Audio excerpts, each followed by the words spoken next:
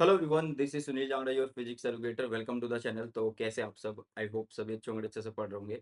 तो आज के इस वीडियो के अंदर हम करने वाले हैं wave optics chapter one shot के अंदर खत्म। क्लास 12 फिजिक्स का ये 10वां चैप्टर है और इसके बाद जो 4 चैप्टर बचेंगे भाई साहब, वो भी बहुत जल्दी चैनल पर अपलोड होने वाले हैं।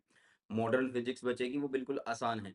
तो मैं सोच रहा हूँ कि पॉइंट्स बना बना के तुम्हें वो पढ़ा दूँ मैं। और बहुत जल्द आने वाली है उनकी भी वीडियो। कोशिश करते हैं कि इसके तुरंत बाद ही अपलोड हो जाए, मतलब नेक्स्ट डे जो है आपका 11th चैप्टर आ जाए। अगर नेक्स्ट डे नहीं आता तो उससे अगले दिन आ जाएगा, ठीक है। तो वेव ऑप्टिक्स करेंगे और बिल्कुल डिटेल में आज हम करने वाले हैं, बिल्कुल डिटेल में। और आपने अगर पिछले वन शॉट नहीं देखे हैं भाई साहब, देख लो। टाइम बहुत पास आता जा रहा है। बोर्ड एग्जाम कब आ जाएंगे तुम्हें पता भी नहीं लगेगा। तो इसलिए बस यही बात बोलूंगा कि अगर आप अपने पेरेंट्स के सपने सच करना चाहते हो तो भाई साहब पढ़ना स्टार्ट कर दो। चलिए शुरुआत करते हैं आज के सेशन की। टेलीग्राम चैनल है बेटा सुनील जांगड़ा सर के नाम से, इसको जरूर से ज्वाइन कर लेना, क्योंकि जितना भी मेरा कंटेंट है फ्री ऑफ कॉस्ट, चाहे वो नोट्स हो, वीडियोस हो, इंपॉर्टेंट पीडीएफ्स हो, ठीक है, वो सब आप लोगों को यहाँ पे मिलता है। तो इसका लिंक जो है वो आप लोगों को डिस्क्रिप्शन बॉक्स में मिल जाएगा। और प्रीवियस ईयर के लिए जो बुक है बेटा, मैंने ऑलरेडी तुम लोगों को बताई हुई है। तो प्रीवियस ईयर के लिए जो क्वेश्चन बैंक है उसका लिंक भी आप लोग डिस्क्रिप्शन में चेक कर सकते हैं। चलिए शुरुआत करते हैं आज के सेशन की। और वेव ऑप्टिक्स जब हम पढ़ते हैं ना, तो थोड़ा सा बेसिक हमें पता होना चाहिए यार कि क्या घटना घटित हुई थी स्टार्टिंग में। देखो यार, सबसे पहले हम यहाँ पे पढ़ेंगे न्यूटन कॉर्पस्कुलर थ्योरी। ठीक है, न्यूटन जी की क्या धारणा थी, मतलब क्या बातें उन्होंने बताई हुई थी लाइट के बारे में, वो एक बार पढ़ लेते हैं। उन्होंने बोला था कि लाइट जो है वो एक कलेक्शन ऑफ पार्टिकल्स है। जैसे कि ये लाइट सोर्स है, इससे जो ये लाइट निकल रही है, ये क्या निकल रहा है? टाइनी पार्टिकल्स निकल रहे हैं, जिनको एक नाम दिया गया था कॉर्पस्कल्स। क्या नाम दिया गया? कॉर्पस्कल्स दिया गया। मतलब वो पार्टिकल ना बोल के टाइनी कॉर्पस्कल्स बोला गया इनको। तो उन्होंने बोला कि लाइट जो है वो किससे बनी होती है भाई? टाइनी कॉर्पस्कल से बनी होती है, मतलब कलेक्शन ऑफ पार्टिकल से बनी होती है।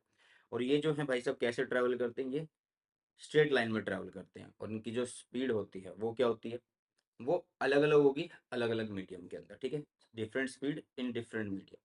जैसे कि रेयर और डेंसर की अगर मैं बात करूँ, तो रेयर में इनकी स्पीड क्या होती है? कम होती है। और डेंसर में ज़्यादा होती है। ये न्यूटन जी ने बात बोली, मतलब उन्होंने एक बात बोल दी कि लाइट की स्पीड डेंसर में ज़्यादा हो। तो यहाँ पे थोड़ा सा झोल आया है ना, क्योंकि अभी तो हमें पता है कि डेंसर में स्पीड कम होती है भाई। बट उन्होंने बोला हुआ था कि डेंसर में स्पीड क्या होती है? ज़्यादा होती है, रेयर में कम होती है। जो कॉर्पस्कल्स होते हैं वो अपने साथ एनर्जी एंड मोमेंटम कैरी करते हैं। कॉर्पस्कल्स जो होते हैं वो अपने साथ एनर्जी एंड मोमेंटम जो है वो कैरी करते हैं। अच्छा, जो न्यूटन जी की थ्योरी है, कॉर्पस्कुलर थ्योरी, इसमें क्या क्या चीजें एक्सप्लेन हुई? जैसे इन्होंने रिफ्लेक्शन को भी बताया। रिफ्लेक्शन को कैसे बताया? इलास्टिक कोलिजन ऑफ पार्टिकल्स के मेथड से बताया। मतलब जैसे कि हमने बताया ना कि ये किससे बने हैं भाई? टाइनी कॉर्पस्कल्स है ये। मतलब टाइनी पार्टिकल्स है, छोटे छोटे पार्टिकल्स। तो ये रिफ्लेक्शन भी ऐसे ही कुछ समझाया गया कि यहाँ पे जैसे ये छोटे छोटे पार्टिकल्स आए, ठीक है, ये पार्टिकल्स आए और इनका क्या हुआ? Elastic collision. और ये वापस उसी मीडियम में आ गई, वापस उसी मीडियम में आ गई। ठीक है, कुछ इस तरीके से बताया गया। सिमिलरली रिफ्रैक्शन के बारे में बात करी गई। रिफ्रैक्शन भी बताया गया इस थ्योरी के द्वारा, laws of refraction. But laws of refraction में ना थोड़ी कहानी अलग थी। मतलब लाइट जब एक मीडियम से दूसरे मीडियम में जाती है तो वो अपना रास्ता जो है भाई, इससे भटक जाती है। भटकने का मतलब वो डेविएट हो जाती है। तो वो क्यों डेविएट होती है, यहाँ पे थोड़ा अलग सा रीजन दिया गया है, सुनो। जैसे कि बोला गया कि जैसे पार्टिकल्स आ रहे हैं, कॉर्पस्कल्स आ रहे हैं, ठीक है, स्ट्रीम ऑफ पार्टिकल्स आ रहे हैं ऐसे, ठीक है, ये ऐसे आ रहे हैं। तो यहाँ पे हम क्या करते हैं? सबसे पहले ना, सबसे पहले एक नॉर्मल बना देते हैं। ये मैंने क्या बना दिया यहाँ पे? एक नॉर्मल बना दिया। तो न्यूटन जी की थ्योरी क्या कहती है? कॉर्पस्कुलर थ्योरी जो है वो क्या कहती है? कहती है कि भाई जो डेंसर मीडियम के मॉलिक्यूल्स होंगे या फिर जो भी पार्टिकल्स होंगे, वो क्या करेंगे? कॉर्पस्कल्स के ऊपर फोर्स लगाएंगे और इसको अपनी तरफ झुका लेंगे। बट ऐसा कैसा कि वो सिर्फ एक ही तरफ क्यों झुकती है भाई? नेट फोर्स के अकॉर्डिंग। नेट फोर्स जहां पे लग रही होगी ना, देखो, अब मान लो यहाँ पे पार्टिकल अगर एंटर करे, अब यहाँ इधर भी फोर्स लग रही होगी, इधर भी लग रही होगी, इधर भी लग रही होगी, इधर भी लग रही होगी, इधर भी लग रही होगी, इधर भी लग रही होगी। भाई जहाँ नेट फोर्स लग रही होगी, तो नेट फोर्स थोड़ी सी इधर की साइड लगती है। किधर की साइड लगती है भाई सब? इधर की साइड, जब रेयर से डेंसर की तरफ जा रहे हैं, ठीक है। तो आप बोल सकते हो कि रिफ्रैक्शन कुछ ऐसा हो गया कि ये अपने रास्ते से भटक गए। समझ में आई चीजें? मतलब यहाँ पे जो लॉज ऑफ रिफ्रैक्शन है उसमें ये बात बोलेगी कि जब कॉर्पस्कल्स चलते हैं, टाइनी कॉर्पस्कल्स चलते हैं, पार्टिकल्स चलते हैं, जब वो रेयर मीडियम से डेंसर में जाते हैं, तो डेंसर के उसके ऊपर एक फोर्स लगाते हैं, खींचते हैं अपनी तरफ, तो नेट फोर्स जिस दिशा में लग रही होगी उस साइड उसका रास्ता हो जाता है। ठीक है, चलो जी नेक्स्ट की तरफ बढ़ते हैं। कॉर्पस्कल्स जो होते हैं, different colour are of different size. भाई डिफरेंट कलर्स के हो सकते हैं और डिफरेंट साइज एंड शेप भी बोल सकते हो आप, कि शेप के भी हो सकते हैं। This theory could explain the reflection, refraction and rectilinear propagation of light. Newton ji की जो थ्योरी थी, इन्होंने रिफ्लेक्शन को एक्सप्लेन किया, रिफ्रैक्शन को एक्सप्लेन किया और रेक्टिलिनियर प्रोपागेशन ऑफ लाइट को एक्सप्लेन किया। ठीक है, क्या चीज एक्सप्लेन नहीं कर पाए? इंटरफेरेंस, डिफ्रैक्शन या डाइफ्रैक्शन, जो भी आप लोग बोलते हो वो बोल लेना, और पोलराइजेशन ऑफ लाइट। ये चीज, ये थ्योरी नहीं बता पाई थी। ठीक है, तो मेरे ख्याल से न्यूटन कॉर्पस्कुलर थ्योरी के अंदर कोई भी डाउट नहीं होगा, बस ये तो पता लग ही गया होगा कि न्यूटन जी के अकॉर्डिंग जो लाइट है वो किससे बनी है, एक स्ट्रीम ऑफ पार्टिकल है, या फिर छोटे छोटे पार्टिकल से बनी होती है, जिनको नाम दिया गया क्या, कॉर्पस्कल्स। क्या नाम दिया गया? कॉर्पस्कल्स नाम दिया गया। ठीक है, चलिए अब फिर बारी आई भाई साहब हाइगन्स जी की, और उन्होंने, हाइगन्स जी ने वेव थ्योरी ऑफ लाइट लिखी। मतलब उन्होंने बताया कि जो लाइट है वो वेव फिनोमिना को फॉलो करेगा, मतलब वेव नेचर के बारे में बात करी इन्होंने। तो सबसे पहली बात इन्होंने बताया कि जो लाइट है वो ट्रैवल करती है इन द फॉर्म ऑफ वेव्स। कैसे ट्रैवल करती है? इन the form of waves travel करती है। ठीक है, और वेव जो ट्रैवल करती है हर एक डायरेक्शन में ट्रैवल करती है, इन ऑल डायरेक्शन। मतलब अगर एक पॉइंट सोर्स आपने रखा है, तो उससे मान लो वेव निकली, तो ये इधर भी जा रही है, इधर भी जा रही है, इधर भी जा रही है, हर एक डायरेक्शन में जो है भाई साहब वेव जा रही है। और किस वेलोसिटी से चलती है? विद वेलोसिटी ऑफ लाइट से चलती है। दो चीजें, light travel in the form of waves, and second is these wave travel in all direction, हर एक डायरेक्शन में ट्रेवल करते हैं विद वेलोसिटी ऑफ लाइट। ठीक है, इंपॉर्टेंट चीजें हैं, क्योंकि देखो हमारा जो पेपर है उसमें यार एमसीक्यू भी आने वाले हैं, असर्शन रीजन भी आने वाले हैं, तो ये चीजें हमें पढ़नी बहुत ज्यादा जरूरी है। थर्ड क्या कहता है? थर्ड कहता है कि जो भाई साहब वेव है, वेव्स किसकी हैं? ये लाइट की हैं, तो उनके पास क्या होगा? डिफरेंट कलर के लिए क्या होती है? डिफरेंट वेवलेंथ होती है। डिफरेंट कलर के पास क्या होती है? डिफरेंट वेवलेंथ होती है। विबग्योर तो तुमने पढ़ा ही होगा ना, कि वॉयलेट की अलग होती है, रेड की अलग होती है, ऑरेंज की अलग होती है। तो आप बोल सकते हैं कि जो वेव्स होंगी लाइट की, waves of light of different colour, अलग अलग कलर की जो लाइट होती है उनके पास डिफरेंट वेवलेंथ होती है। इन्होंने क्या क्या एक्सप्लेन किया? इन्होंने भाई सर रिफ्लेक्शन एक्सप्लेन किया, रिफ्रैक्शन एक्सप्लेन किया, इंटरफेरेंस किया, डिफ्रैक्शन किया, रेक्टिलिनियर किया, बट क्या एक्सप्लेन नहीं कर पाए? Photo electric effect, competence effect, even polarisation भी आप बोल सकते हो कि नहीं बता पाएंगे। ठीक है, साथ में लिख सकते हो यहाँ पे जंगे, अगर है तो मैं यहाँ लिख देता हूँ, यहाँ पे जंगे ना, हाँ। पोलराइजेशन क्या है भाई साहब? पोलराइजेशन। ठीक है, इसको एक्सप्लेन नहीं कर पाए। ओके, हाँ। और लाइट क्या है? इन्होंने एक बात बोली कि लाइट जो है भाई साहब एक मैकेनिकल वेव है। तो मैकेनिकल वेव है, तो भाई अगर मैकेनिकल वेव है तो इसका मतलब इनको तो फिर एक मीडियम की जरूरत होगी ना। तो न्यूटन जी ने फिर पूछा, अरे भाई तुम अगर ये बात बोल रहे हो कि लाइट जो है वो एक मैकेनिकल वेव है, तो उसको तो मीडियम की रिक्वायरमेंट होगी, है ना? तो सन से अर्थ तक जो लाइट आ रही है वो किस मीडियम के द्वारा आ रही है? यहाँ तो हमें कोई मीडियम दिखता नहीं है। तो भाई साहब फिर एक मीडियम की मतलब मैं बोलूंगा कि खोज हुई। वो क्या मीडियम बोला गया? ईथर बोला गया। और ये ईथर कैसा मीडियम होता है? Very dilute and highly elastic medium होता है। मतलब सन से अर्थ के बीच में एक मीडियम है, कैसा मीडियम है? Very dilute and highly elastic. इसके थ्रू लाइट जो है अर्थ तक पहुंचती है, ये बात इन्होंने बोली। ठीक है, क्लियर है ये चीजें? और ये जो ईथर के बारे में भाई साहब 1850 में फोकाल्ट जी ने बताया था, जो एनसीईआरटी बोलती है। ठीक है, बट हमें उस चीज से कोई लेना देना नहीं है, हमें सिर्फ पता होना चाहिए कि ईथर क्या है।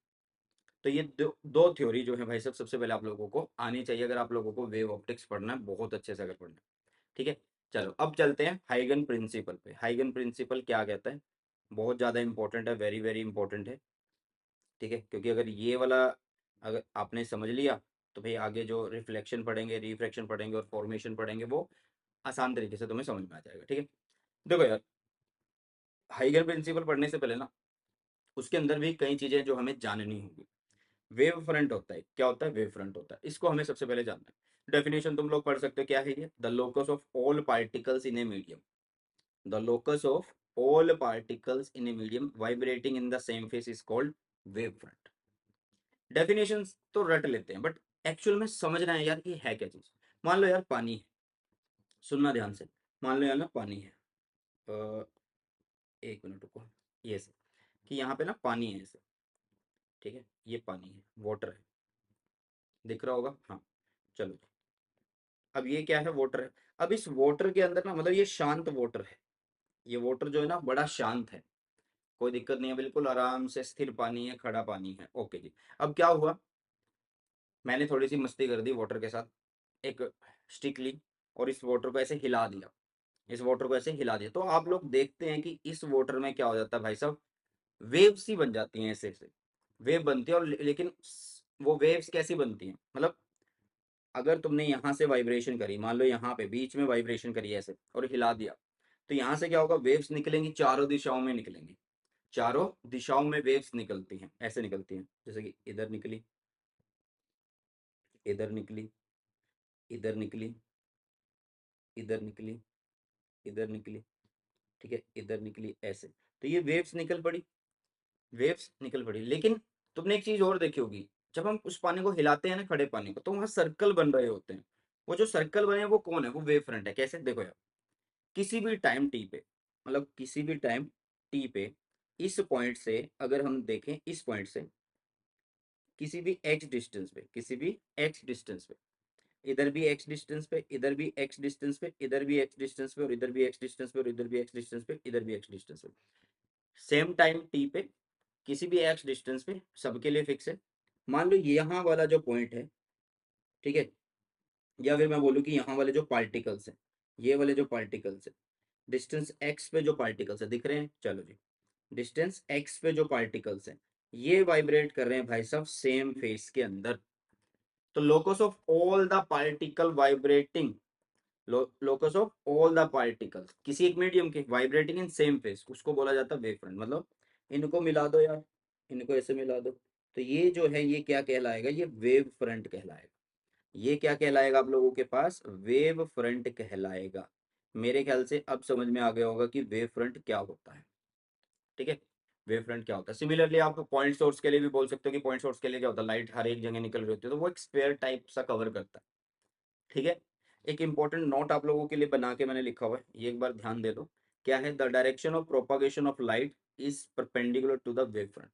अब देखो, लाइट यहाँ पे चल रही है, जा रही है भाई, लाइट क्या हो रही है, यहाँ पे जा रही है, और ये रहा वेव फ्रंट, तो ये इसके क्या है, परपेंडिकुलर है, हर एक दिशा में आप चेक कर सकते हो, ये इसके क्या है, परपेंडिकुलर है, ये इसके क्या है भाई साहब, परपेंडिकुलर है। तो ये बहुत ज्यादा इंपॉर्टेंट लाइन लिखी हुई है कि यहाँ पे जो direction of propagation of light होता है वो क्या होता है, परपेंडिकुलर होता है टू द वेव फ्रंट। तो हाइगन प्रिंसिपल पढ़ने से पहले आप लोगों को वेव फ्रंट आना चाहिए, ठीक है। आगे बढ़ते हैं, अब टाइप्स ऑफ वेव फ्रंट पढ़ लेते हैं भाई। एक आएगा स्फेरिकल वेव फ्रंट, एक आने वाला है हमारे पास सिलेंड्रिकल वेव फ्रंट, और एक आने वाला भाई सब प्लेन वेव फ्रंट, ठीक है। तो वन बाय वन हर एक को मैं समझा देता हूँ। देखो यार, स्फेरिकल वेव फ्रंट क्या होता है, मान लो आपने क्या किया, एक पॉइंट सोर्स हमने लिया, ठीक है, क्या ले लिया, एक पॉइंट सोर्स हमने यहाँ पे ले लिया, पॉइंट सोर्स। पॉइंट सोर्स क्या हो सकता है भाई, आप एक ऑर्डिनरी बल्ब मान लो, क्या मान लो, एक ऑर्डिनरी बल्ब आप लोग मान लो, यहाँ पे मान लो एक बल्ब है, ठीक है, ये एक ऑर्डिनरी बल्ब हमने बोला, जैसे कि मान लो ये रहा बल्ब, ऐसे। तो इस बल्ब से क्या हो रहा है भाई, लाइट हर एक दिशा में निकल रही है, लाइट हर एक दिशा में निकल रही है।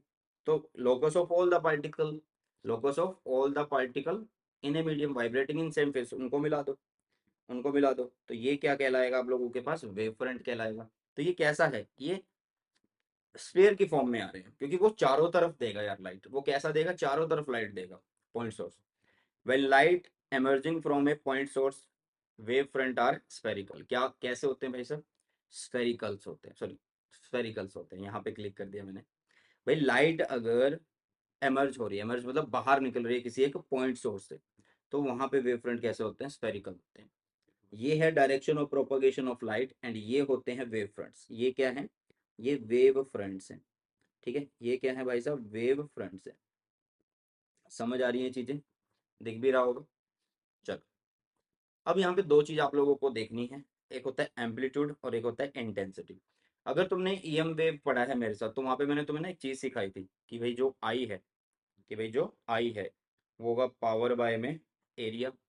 मतलब यहाँ पे आई जो है आप बोल सकते हो कि एक तरीके से रेडियस पे इस तरीके से डिपेंड कर रहा है, ठीक है, रेडियस पे इस तरीके से डिपेंड कर रहा है, आप ये बात बोल सकते हो, ठीक है। इतनी बातें समझ में आई, चलो, ठीक है। तो ये चीज याद रखना कि जो इंटेंसिटी होती है उसका आर के साथ क्या रिलेशन है। ये आर क्या है भाई, पॉइंट सोर्स से जितना डिस्टेंस है वो आर कहलाता है। पॉइंट सोर्स से जितना डिस्टेंस है वो आर कहलाता है। तो आई मतलब इंटेंसिटी 1/r²। ठीक है, मतलब अगर आप थोड़ा सा डिस्टेंस बढ़ाते हो तो इंटेंसिटी बहुत ज्यादा कम होती है लाइट की। एम्पलीट्यूड ऑफ लाइट मतलब एक तरीके से आप बोल सकते हो कि मैक्सिमम वैल्यू की बात कर रहा, तो वो सिंपल इनवर्स का रिलेशन होता है, स्क्वायर नहीं होता वहाँ पे। ठीक है, ये चीजें याद कर लेना, कई बार MCQ आ जाता है इनके ऊपर। Next, cylindrical wave front. घरों में एक ट्यूबलाइट लगती थी, सीधी सी ऐसे एक ट्यूबलाइट लगती थी भाई साहब, अगर तुम्हें याद भी हो। एक ऐसे एक सीधी सी लाइट लगती थी ऐसे। ठीक है, ऐसे एक सीधी सी लाइट लगती थी। अब भाई इस लाइट से क्या होता है, हर एक दिशा में लाइट जा रही होती है। इस इधर से इधर भी जा रही होती है, इधर भी जा रही होती है, इधर भी, इधर भी, इधर भी, इधर भी, इधर भी, और इधर भी जा रही होती है ना। ठीक है, 1 मिनट रुकिएगा यार, कौन कॉल कर रहा है बीच में। जस्ट अ मिनट यार, जस्ट अ मिनट। ठीक है, जल्दी से, 1 मिनट यार, just a minute, just a minute. Okay, चलो। अब ऐसे क्या, भाई यहाँ पे भी लाइट निकल रही है तो यहाँ से भी निकल रही है, भाई यहाँ से भी निकल रही है, यहाँ से भी, तो आप इसको पूरा एक सिलेंडर टाइप बना सकते हो। क्या बना सकते हो आप इसको, एक पूरा सिलेंडर टाइप ऐसे बना सकते हो। ठीक है, तो ये चीज का ध्यान रखना कि सिलेंड्रिकल वेव फ्रंट कब बनता है। सिलेंड्रिकल वेव फ्रंट कब बनता है, जब आपका जो लीनियर सोर्स हो, मतलब यहाँ पे आप बोलोगे क्या कि जो आपका सोर्स है वो कैसा हो, लीनियर सोर्स हो। ठीक है, समझ में आया, कैसा हो, लीनियर सोर्स हो भाई साहब। ये एनसीईआरटी में दिया है तो आप लोगों को पढ़ना पड़ेगा एक बार। ठीक है, समझ आया इतना, लीनियर सोर्स। आगे बढ़े, क्लियर है। चलो जी, अब आगे बढ़ते हैं। नेक्स्ट आता है प्लेन वेव फ्रंट। अच्छा, यहाँ पे इंटेंसिटी और एम्पलीट्यूड एक बार देख लेना, बहुत ज़्यादा जरूरी है। ठीक है, हाँ एक चीज़ का ध्यान रखना कि यार एक नोट बना के लिख लो कि जो इंटेंसिटी होती है ना, इंटेंसिटी जिसको मैं आई से लिख रहा हूँ, जो इंटेंसिटी होती है जिसको मैं आई से लिख रहा हूँ वो क्या होती है, एम्पलीट्यूड के यहाँ पे स्क्वायर होता है। ठीक है, एम्पलीट्यूड का स्क्वायर होती है। ठीक है, ये याद रखना, तो इससे आपको रिलेशन ऑटोमेटिकली याद होते चलेंगे। चलो अब बात करते हैं प्लेन वेव फ्रंट की। अच्छा, प्लेन वेव फ्रंट बनता कैसे है, सबसे बड़ी बात ये है। प्लेन तो आप बना दोगे कि ये प्लेन वेव फ्रंट बने हुए हैं, ये क्या है, प्लेन वेव फ्रंट से। ये क्या है भाई, प्लेन वेव फ्रंट से। ठीक है, ये क्या है, प्लेन वेव फ्रंट है। बट ये बनते कैसे, देखो यार, जब लाइट कहाँ से आ रही होगी, when light sources are emitting parallel rays, या तो पैरेलल लाइट आ रही हो भाई, या फिर ऐसा हो कि जो लाइट है वो बहुत दूर से आ रही हो, from a very far of source. Source अगर बहुत ज्यादा दूर रखा है ना, सोर्स अगर बहुत ज्यादा दूर रखा है हमसे और हमें फिर ऐसा लगेगा कि लाइट पैरेलल आ रही है, या फिर लाइट असली में पैरेलल आ रही हो, तो वहां पे फिर कैसे वेव फ्रंट बनते हैं भाई साहब, पैरेलल वेव फ्रंट्स बनते हैं। वहां पे कैसे वेव फ्रंट्स बनते हैं भाई साहब, पैरेलल वेव फ्रंट्स बनते हैं। ये जैसा कि मैंने आप लोगों को यहाँ पे दिखा रखा है, ये क्या है, पैरेलल वेव फ्रंट्स है। ये क्या है भाई साहब, पैरेलल वेव फ्रंट्स है। ठीक है, क्लियर है, समझ में आई चीजें। और ये जो एरो बने हैं ये क्या है, लाइट रेज है। ये क्या है, ये लाइट रे है, ये लाइट रे है। आप बोल सकते हो डायरेक्शन ऑफ प्रोपागेशन। और ये जो हमने जिनको हाईलाइट किया है, जिनको ड्राइंग कर दी है, फिल कर दिया, ये कौन है, ये वेव फ्रंट्स हैं। ये कौन है भाई साहब, ये वेव फ्रंट्स हैं। ठीक है, it is the wave fronts. चलो जी, मेरे ख्याल से सभी को समझ में आ गया होगा, क्लियर। चलो, अब टाइप समझ में आ गए भाई। फिर स्फेरिकल कब होगा, जब क्या है आप लोगों के पास जो पॉइंट सोर्स होगा तब स्फेरिकल बनने वाला है। ऑर्डिनरी बल्ब बोल सकते हो, या लीनियर सोर्स हो तो सिलेंड्रिकल बनेगा, और लाइट बहुत दूर से आ रही हो, या फिर लाइट असली में पैरेलल आ रही है तो प्लेन वेव फ्रंट बनते हैं। ठीक है, चलो यहाँ पे ना कुछ मैं शेप्स तुम्हें बताने वाला हूँ। यहाँ पे मैं तुम्हें कुछ शेप्स बताने वाला हूँ कि अगर वेव फ्रंट किसी चीज के ऊपर गिर रहा है, मतलब मिरर के ऊपर अगर गिर रहा है या लेंस के ऊपर गिर रहा है, तो शेप में क्या बदलाव आता है, तो उसको कैसे बनाएंगे। देखो यार, यहाँ पे क्या बोले, ये कॉनकेव मिरर है, यहाँ पे आप लोगों को प्लेन वेव फ्रंट्स दे रखे हैं, ये इसकी तरफ चल रहे हैं। ठीक है, इनको यार शेप बताने का एक सिंपल सा तरीका, आप लाइट रेस बना लो। आप लाइट रेस बना लो, यहाँ पे ऐसे माना कि हमने ये लाइट रेस जा रही है, क्योंकि लाइट रेस के तो परपेंडिकुलर होती हैं वेव फ्रंट, यस, ये इधर जा रही है। ठीक है, अगर भाई साहब पैरेलल रेज है, ध्यान से सुनना, अगर पैरेलल रेज आ रही है, पैरेलल रेज अगर आ रही है तो वो कहाँ पे जाती है भाई साहब, वो फोकस पे जाके मिल जाती हैं। वो कहाँ पे जाके मिल जाती हैं? फोकस पे जाके मिल जाती हैं।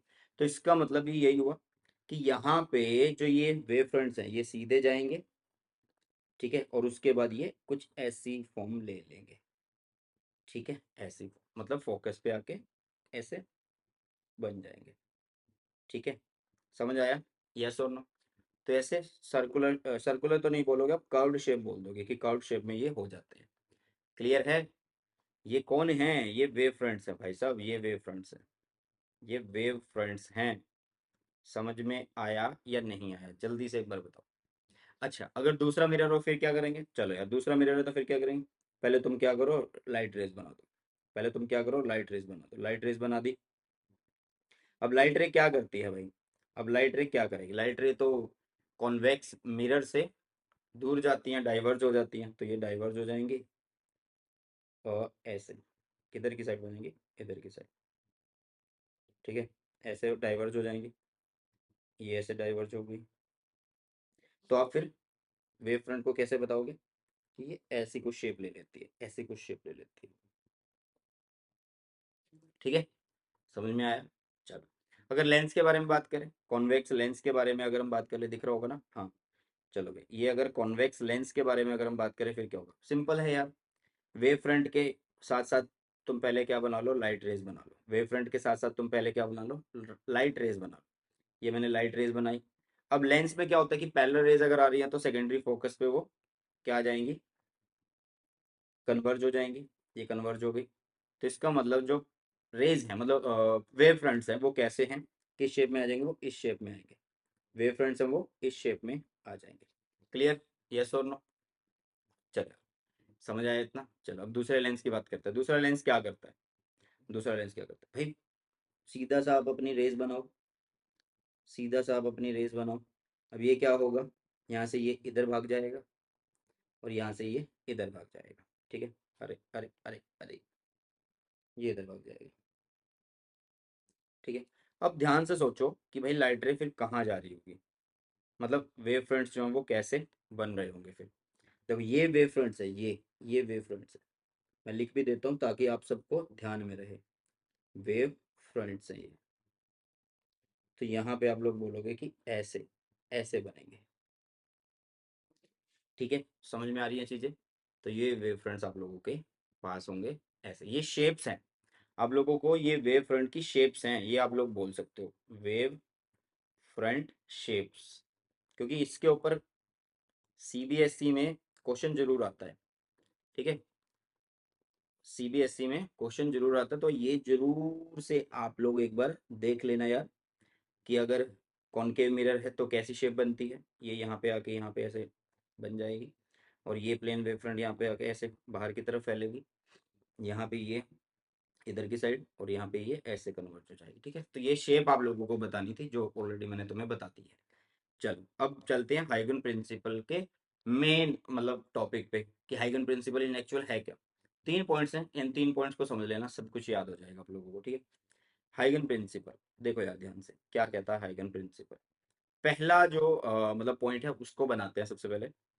Every point on A given wave front, जिसको हम प्राइमरी वेव फ्रंट बोलते हैं। भाई साहब, आपको एक वेव फ्रंट पहले से दी हुई है, ठीक है, मान लो मैंने एक वेव फ्रंट बना दी है, ठीक है, ये एक वेव फ्रंट है। ये कौन है भाई? ये हमारे पास प्राइमरी वेव फ्रंट है। इन्होंने खुद बोला है कि जो गिवन वेव फ्रंट है वो हमारे पास क्या है? प्राइमरी वेव फ्रंट है, ठीक है। चलो जी, मैं लिख भी देता हूँ, इट इज हमारी प्राइमरी वेव फ्रंट। ओके, चलो जी। अब इन्होंने बोला है कि every point on given wave front, मतलब इसके ऊपर ना पॉइंट्स होते हैं, मतलब आप बोलोगे छोटे छोटे पार्टिकल से होते हैं जिनको हम वेवलेट्स बोलेंगे, ठीक है। अभी मैं बताता हूँ सारी चीजें। भाई इनके ऊपर ना छोटे छोटे क्या होंगे? ऐसे पॉइंट्स दे रखे होंगे, ठीक है, ऐसे पॉइंट्स दे रखे होंगे, ऐसे मैं बना देता हूँ। बाकी मैंने बहुत ज़्यादा क्लोज बना दिए हैं, ये यहाँ तक ऐसे बना देते हैं, ठीक है, ऐसे। अरे भाई साहब, ऐसे, ठीक है, ऐसे। ये क्या कहलाते हैं भाई? इन पॉइंट्स को बोला जाता है वेवलेट्स बोला जाता है। इनको क्या बोला जाता है? वेवलेट्स बोला जाता है। वेवलेट्स क्या बोला जाता है? इनको वेवलेट्स बोला जाता है। Every point on given wave front, जिनको गिवन वेव फ्रंट जो होता है उसको प्राइमरी बोलते हैं, और उसके ऊपर जो पॉइंट्स होते हैं उनको वेवलेट्स बोला जाता है। ठीक है, सेकेंडरी वेवलेट्स क्या बोला जाता है? सेकेंडरी वेवलेट्स बोला जाता है। अब सुनो ध्यान से, अब क्या होगा? ठीक है, अब क्या होगा? The secondary wavelets travel in all direction with the speed of light in the medium. अब ये हर एक डायरेक्शन में ट्रेवल करेंगे, ये हर एक डायरेक्शन में क्या करेंगे? ट्रेवल करेंगे। मतलब आप बोल सकते हो कि ये हर एक डायरेक्शन में वाइब्रेट हो रहे हैं, आप ये भी बोल सकते हो। भाई ये जो सेकेंडरी वेवलेट्स है ना, ये हर एक डायरेक्शन में जा रहे हैं। ठीक है, ओके, ये हर एक डायरेक्शन में जा रहा है, मतलब इधर भी जा रहा है, इधर भी जा रहा है, इधर भी जा रहा है, इधर भी जा रहा है, इधर भी जा रहा है, इधर भी जा रहा है, भाई ऐसे ये ऐसे जा रहे हैं, हर एक जगह जा रहे हैं। ठीक है जी। थर्ड पॉइंट क्या कहता है? A surface touching these secondary wavelets tangentially in forward direction at any instant gives the new wave front of that instant. सबसे पहले आप क्या काम करो? दूसरी लाइन को बना दो। भाई ये जो पार्टिकल्स है ना, हर एक डायरेक्शन में वाइब्रेट कर रहे हैं, हर एक डायरेक्शन में क्या कर रहे हैं? वाइब्रेट कर रहे हैं। तो हर एक डायरेक्शन में अगर ये वाइब्रेट कर रहे हैं तो मैं क्या करूंगा यहाँ पे कि भाई मैं मानता हूं कि ये जैसे वैक्यूम में है, तो यहाँ पे स्पीड ऑफ लाइट जो है वो कितनी है? स्पीड ऑफ लाइट वो कितनी है भाई साहब? वो है सी। ये मैंने ये मान ली कि सी है यहाँ पे। और किसी टाइम टी के लिए, फॉर टाइम टी के लिए, for time T, for time T के लिए ये वेवलेट्स क्या कर रहे हैं? हर एक डायरेक्शन में ट्रैवल कर रहे हैं, तो भाई कोई एक डिस्टेंस कवर करेंगे, कोई एक डिस्टेंस कवर करेंगे, जिसको मैंने सी टी लिख दिया, कोई दिक्कत? मतलब ये जो है ये सी टी है, ये सी टी है, ये सी टी है, ये सी टी है, ये सी टी है, ये समझ जाना। जो मैं लिख रहा हूँ ना ये सी टी है, ध्यान से देखो ये क्या है? सी टी है। ठीक है, यहाँ पे देखो ये क्या है? सी टी है। ठीक है, ये सी टी है वैसा, ये भी क्या है? C T. सी टी मतलब डिस्टेंस है। अब ये हर एक डायरेक्शन में जा रहे हैं, इधर भी जा रहे हैं, इधर भी जा रहे हैं, इधर भी, ऊपर भी, नीचे। अरे भाई तो इसका मतलब आप क्या करो? यहाँ पे स्क्वायर बना दो ऐसे। ठीक है, सबके लिए बना दो, क्या ही दिक्कत है? बना देंगे ऐसे। ठीक है भाई साहब, बना दो। अब जैसे ही आपने ये बनाया, तो ये तो हमने सिर्फ ये बता दिया कि ये सारी डायरेक्शन में, हर एक डायरेक्शन में वाइब्रेट कर रहे हैं। हर एक डायरेक्शन में क्या कर रहे हैं? वाइब्रेट कर रहे हैं। तो थर्ड पॉइंट क्या कहता है? थर्ड पॉइंट देखो क्या कहता है, ये देखो इधर। थर्ड पॉइंट कहता है a surface touching the secondary wavelets. ये जो आगे बढ़ चुके हैं वेवलेट्स, इनका एक सरफेस हम टच करवा देंगे। कैसे? टेंजेंशियली इन फॉरवर्ड डायरेक्शन, ये आगे की जो डायरेक्शन है, इन फॉरवर्ड डायरेक्शन, ये वाली भाई साहब, ये वाली, ये वाली। ठीक है, ये क्या कहलाएगी आप लोगों के पास? ये क्या कहलाएगी? ये भाई साहब हमें न्यू वेव फ्रंट देगा। ये क्या है? न्यू वेव फ्रंट है, न्यू वेव फ्रंट है। और भाई साहब यहाँ से एक ड्रॉबैक हमें पता लगा, यहाँ से हमें एक ड्रॉबैक पता लगा हाइगन प्रिंसिपल का, कि इन्होंने सिर्फ ये क्यों बताया कि सिर्फ फॉरवर्ड डायरेक्शन के बारे में बताया, मतलब फॉरवर्ड में एक वेव फ्रंट बन जाएगा, पीछे भी तो बन रहा है, तो इसको ये एक्सप्लेन नहीं कर पाए। तो ये इनका क्या था? ड्रॉबैक था। हाइगन प्रिंसिपल मेरे ख्याल से समझ में आ गया होगा कि क्या है भाई साहब। आप लोगों के पास एक गिवन प्राइमरी वेव फ्रंट होगा, जिसके ऊपर छोटे छोटे पॉइंट्स होंगे, जिनको वेवलेट्स बोलेंगे। वो हर एक डायरेक्शन में वाइब्रेट करेंगे। तो किसी टाइम टी के लिए सब जो है इक्वल डिस्टेंस कवर करेंगे, क्योंकि स्पीड सेम होगी। तो उन सबको हम क्या करेंगे? मिला देंगे किसी एक सरफेस से। ठीक है, तो वो कहलाएगा हमारे पास न्यू वेव फ्रंट, जिसको हम क्या बोलते हैं? सेकेंडरी वेव फ्रंट भी बोल सकते हैं। क्या बोल सकते हैं? सेकेंडरी वेव फ्रंट भी बोल सकते हैं। ठीक है, मेरे ख्याल से कोई दिक्कत नहीं होगी। हाँ जी, मेरे ख्याल से अब किसी को कोई भी दिक्कत नहीं है। समझ में आया? चलिए आगे बढ़ते हैं। चलो, अच्छा कहीं बुक में ये सीधा भी बना रखा होगा तो कोई दिक्कत नहीं है, सीधा भी बना सकते हो, ऐसे सीधा भी बना सकते हो। ठीक है, फिर इधर वेव फ्रंट बन जाएगा। ये वाला हम काउंटर नहीं कर रहे होंगे, क्योंकि ये हाइगन जी ने नहीं बताया। ठीक है, कई जगह आप लोगों को हाइगन्स बोला जाता है, कई जगह हाइजन्स बोला जाता है। कई वैसे इसकी प्रोनाउंसिएशन कुछ ऐसे हॉगन्स कुछ ऐसे नाम से है, बट हाइगन्स बोल देना, कोई दिक्कत वाली बात नहीं है। चलिए नेक्स्ट। चलिए, तो इसके अंदर सबसे पहले हम क्या करेंगे? लॉज ऑफ रिफ्लेक्शन यूजिंग हाइगन प्रिंसिपल के अंदर सबसे पहले करना क्या है? सबसे पहले यार देखो, रिफ्लेक्शन है तो कोई एक सरफेस हमें बनाना होगा जो पॉलिश्ड होगा। तो हमने सबसे पहले एक सरफेस बना लिया। ठीक है, ये बना लिया वैसा एक सरफेस जो कि पॉलिश्ड है, जो कि कैसा है? पॉलिश्ड है। ओके जी। अब यहाँ पे ना हमें वेव फ्रंट इंसिडेंट करवाने पड़ेंगे, फिर उसको रिफ्लेक्टेड वेव फ्रंट्स देखने पड़ेंगे। तो यहाँ पे थोड़ा सा ना, अगर हम सीधा ही वेव फ्रंट्स इंसिडेंट करा देते हैं और रिफ्लेक्टेड वेव फ्रंट देखते हैं, तो वो कंफ्यूजिंग रहेगा, फिर हम कैलकुलेट नहीं कर पाएंगे। मतलब इस लॉ को प्रूफ नहीं कर पाएंगे, आई इज इक्वल टू आर नहीं बता पाएंगे। तो इसलिए हम सबसे पहले वही रे वाला काम करते हैं कि देखो वेव फ्रंट है, तो यहाँ पे कम से कम दो वेव तो आप मतलब दो रेस तो आप लोगों को चाहिएगी। तो सबसे पहले मैंने यहाँ पे दो रेस बना ली, ठीक है, ये दो रेस बना ली मैंने ऐसे, यहाँ पे बना लेते हैं। फिर उसके बाद क्या किया, सुनो यार, सुनो सुनो सुनो, 3 2 5 5 5 है ना, 5 ही है, कितनी है, एक मिनट रुको, 1 2 3 4 5 6, 1 2 3 4 5 6, यहाँ तक आएगी ये थोड़ा सा यहाँ तक आएगी, ठीक है, अब यहाँ तक ठीक है। तो भाई एक रे ये रही, एक रे ये रही, एक रे ये रही, हमें इन रेज से कोई लेना देना है, हमें वेव फ्रंट से लेना देना है। लेकिन हमें वेव फ्रंट्स अगर ढंग से बनाने हैं, इंसिडेंट भी रिफ्लेक्टेड भी, तो पहले इनका पूरा रिफ्लेक्शन दिखा दो। तो ये रे भाई सब रिफ्लेक्ट होके चली जाएगी इधर, ये रे रिफ्लेक्ट होके चली जाएगी इधर, और ये रे रिफ्लेक्ट होके चली जाएगी इधर, ठीक है। इतना तो समझ में आ ही गया होगा, हाँ जी, इतना तो समझ में आ ही गया होगा, यस और नो। तो अब बनाते हैं हम यहाँ पे क्या, अब बनाते हैं भाई साहब यहाँ पे वेव फ्रंट। यहाँ पे क्या बनाएंगे, इसको ना थोड़ा सा और नीचे की तरफ कर लो आप, और नीचे की तरफ कर लो, ऐसे कर लो, ये ज़्यादा सही रहेगा अब सबके लिए ना, फिर ये ज़्यादा सही रहेगा, ऐसे बना लेते हैं, ऐसे बना लेते हैं, ठीक है। हाँ, इससे क्या होगा ना, डायग्राम बहुत अच्छा बन जाएगा और सारी चीज़ें समझ में भी आएंगी आप लोगों के, ठीक है, सारी चीज़ें समझ में भी आएंगी, ऐसे, ठीक है। ये 1 नंबर लाइन है, ये 2 नंबर लाइन है, ठीक है। अब देखो यार, करना क्या है, सबसे पहले हम क्या करेंगे कि वेव फ्रंट बनाएंगे, सबसे पहले इंसिडेंट वेव फ्रंट बनाएंगे। जैसे कि ये रहा हमारा वेव फ्रंट, ये हमारा कौन है, इंसिडेंट वेव फ्रंट है, ये कौन है, इंसिडेंट वेव फ्रंट है ये हमारे पास, ठीक है। अब ये ऐसे आया, अब ये रिफ्लेक्ट होके चला गया, तो ये इधर पहुंच गया भाई, ठीक है। रेस के बिल्कुल परपेंडिकुलर बनेगा, इन रेस के बिल्कुल क्या बनेगा, परपेंडिकुलर बनेगा, इन रेस के बिल्कुल क्या बनेगा, परपेंडिकुलर। तो अभी तो सिर्फ इतना समझो कि ये है रिफ्लेक्टेड वेव फ्रंट, ये क्या है, रिफ्लेक्टेड वेव फ्रंट। अब ये एंगल कितना बनाता है यार सरफेस के साथ जिसके ऊपर ये इंसिडेंट हो रहे हैं, व्हाइट वाले मैंने वेव फ्रंट्स बनाए हैं, एक इंसिडेंट और एक रिफ्लेक्टेड है, ठीक है। सबसे पहले अभी हम क्या करेंगे, यहाँ पे एक नॉर्मल बनाएंगे, यहाँ पे एक नॉर्मल बना देंगे। अगर मैं बोलूँ कि ये इंसिडेंट रे के साथ ये आई है, तो क्या ये एंगल आई होगा या नहीं होगा, देखो यार, क्या ये एंगल आई होगा या नहीं होगा, यस और नो बताओ। क्योंकि देखो ये पूरा कितना है, 90 है, ये कितना बचा, ये देखो ये इस रे के ऊपर भी तो 90 है, तो ये कितना बचा, 90 माइनस आई, 90 माइनस आई आप लोगों का साथ बच गया।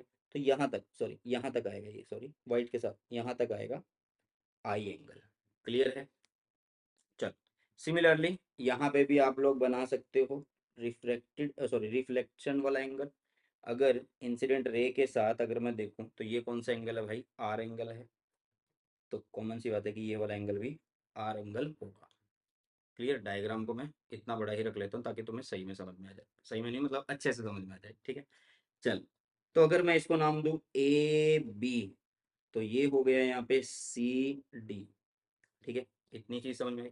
चलो, ये वेव फ्रंट है तो इस रे के बिल्कुल परपेंडिकुलर होगा, ये भी इस रे के बिल्कुल परपेंडिकुलर होगा, क्लियर है। अब ध्यान से देखना कि भाई जब ये रे यहाँ थी तो ये पहली वाली रे यहाँ तक पहुंच चुकी है, जब ये रे यहाँ तक पहुंची तो ये रे यहाँ पे पहुंच गई, ठीक है।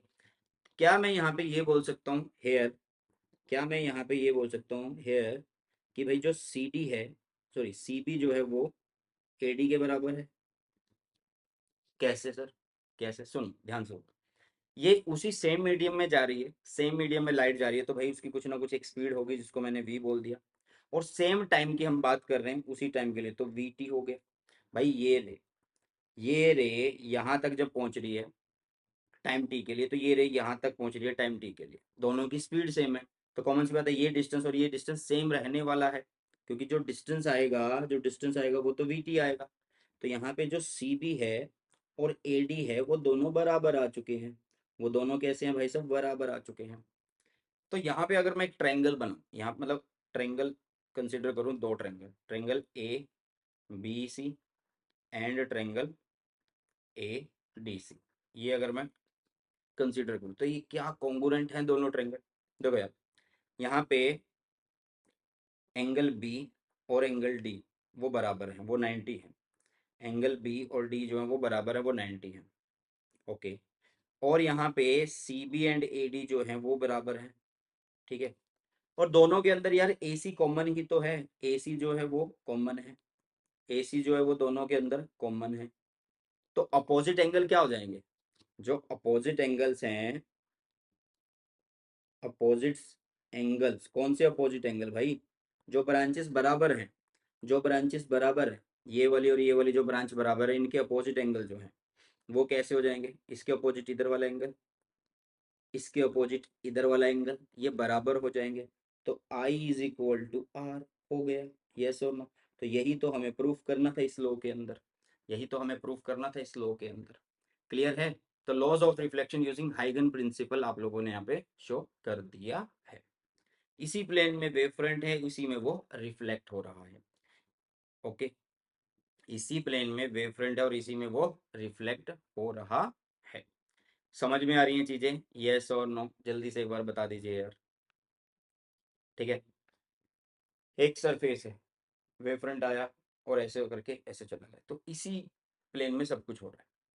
क्लियर। हमें मेनली प्रूफ करना था आई इज इक्वल टू आर, जो है वो प्रूफ करना था, लॉज ऑफ रिफ्लेक्शन।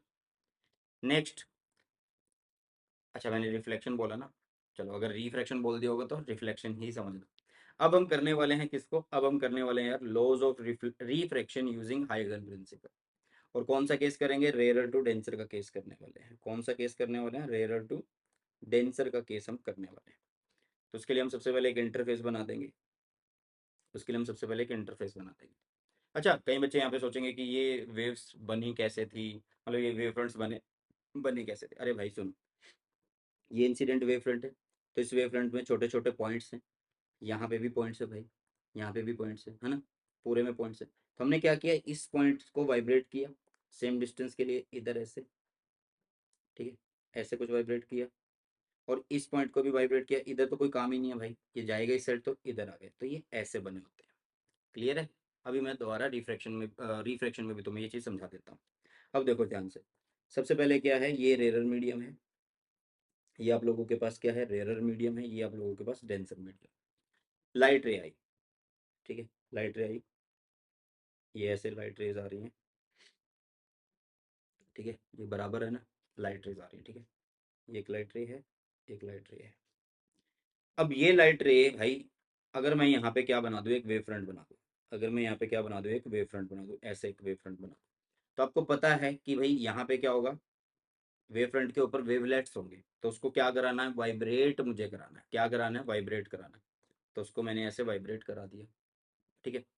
या आप सिंपल तरीके से समझो कि भाई सबसे पहले हम यहाँ पे नॉर्मल बनाते हैं, सबसे पहले हम यहाँ पे क्या बनाएंगे, नॉर्मल बना देंगे ऐसे, ठीक है, क्योंकि कई बच्चे कंफ्यूजन क्रिएट कर लेते हैं इसको बनाते हुए भी, तो पहले सबसे पहले नॉर्मल बना, ऐसे नॉर्मल बना दिया।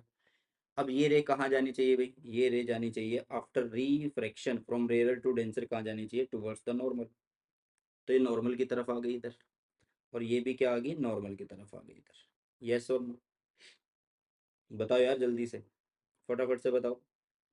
क्लियर है। ये थोड़ा सा मुझे लग रहा है कि यहाँ पे हमें करना होगा ऐसे, देखो, देखो यार, क्या ये रेज ऐसे आ गई, ये तो सिंपल है। अब आप लोग क्या करो भाई, जब तक ये पार्टिकल, ये वाला पार्टिकल यहाँ पे पहुंचा, तब तक ये पार्टिकल यहाँ पे पहुंच चुका है, सेम ही बात है भाई।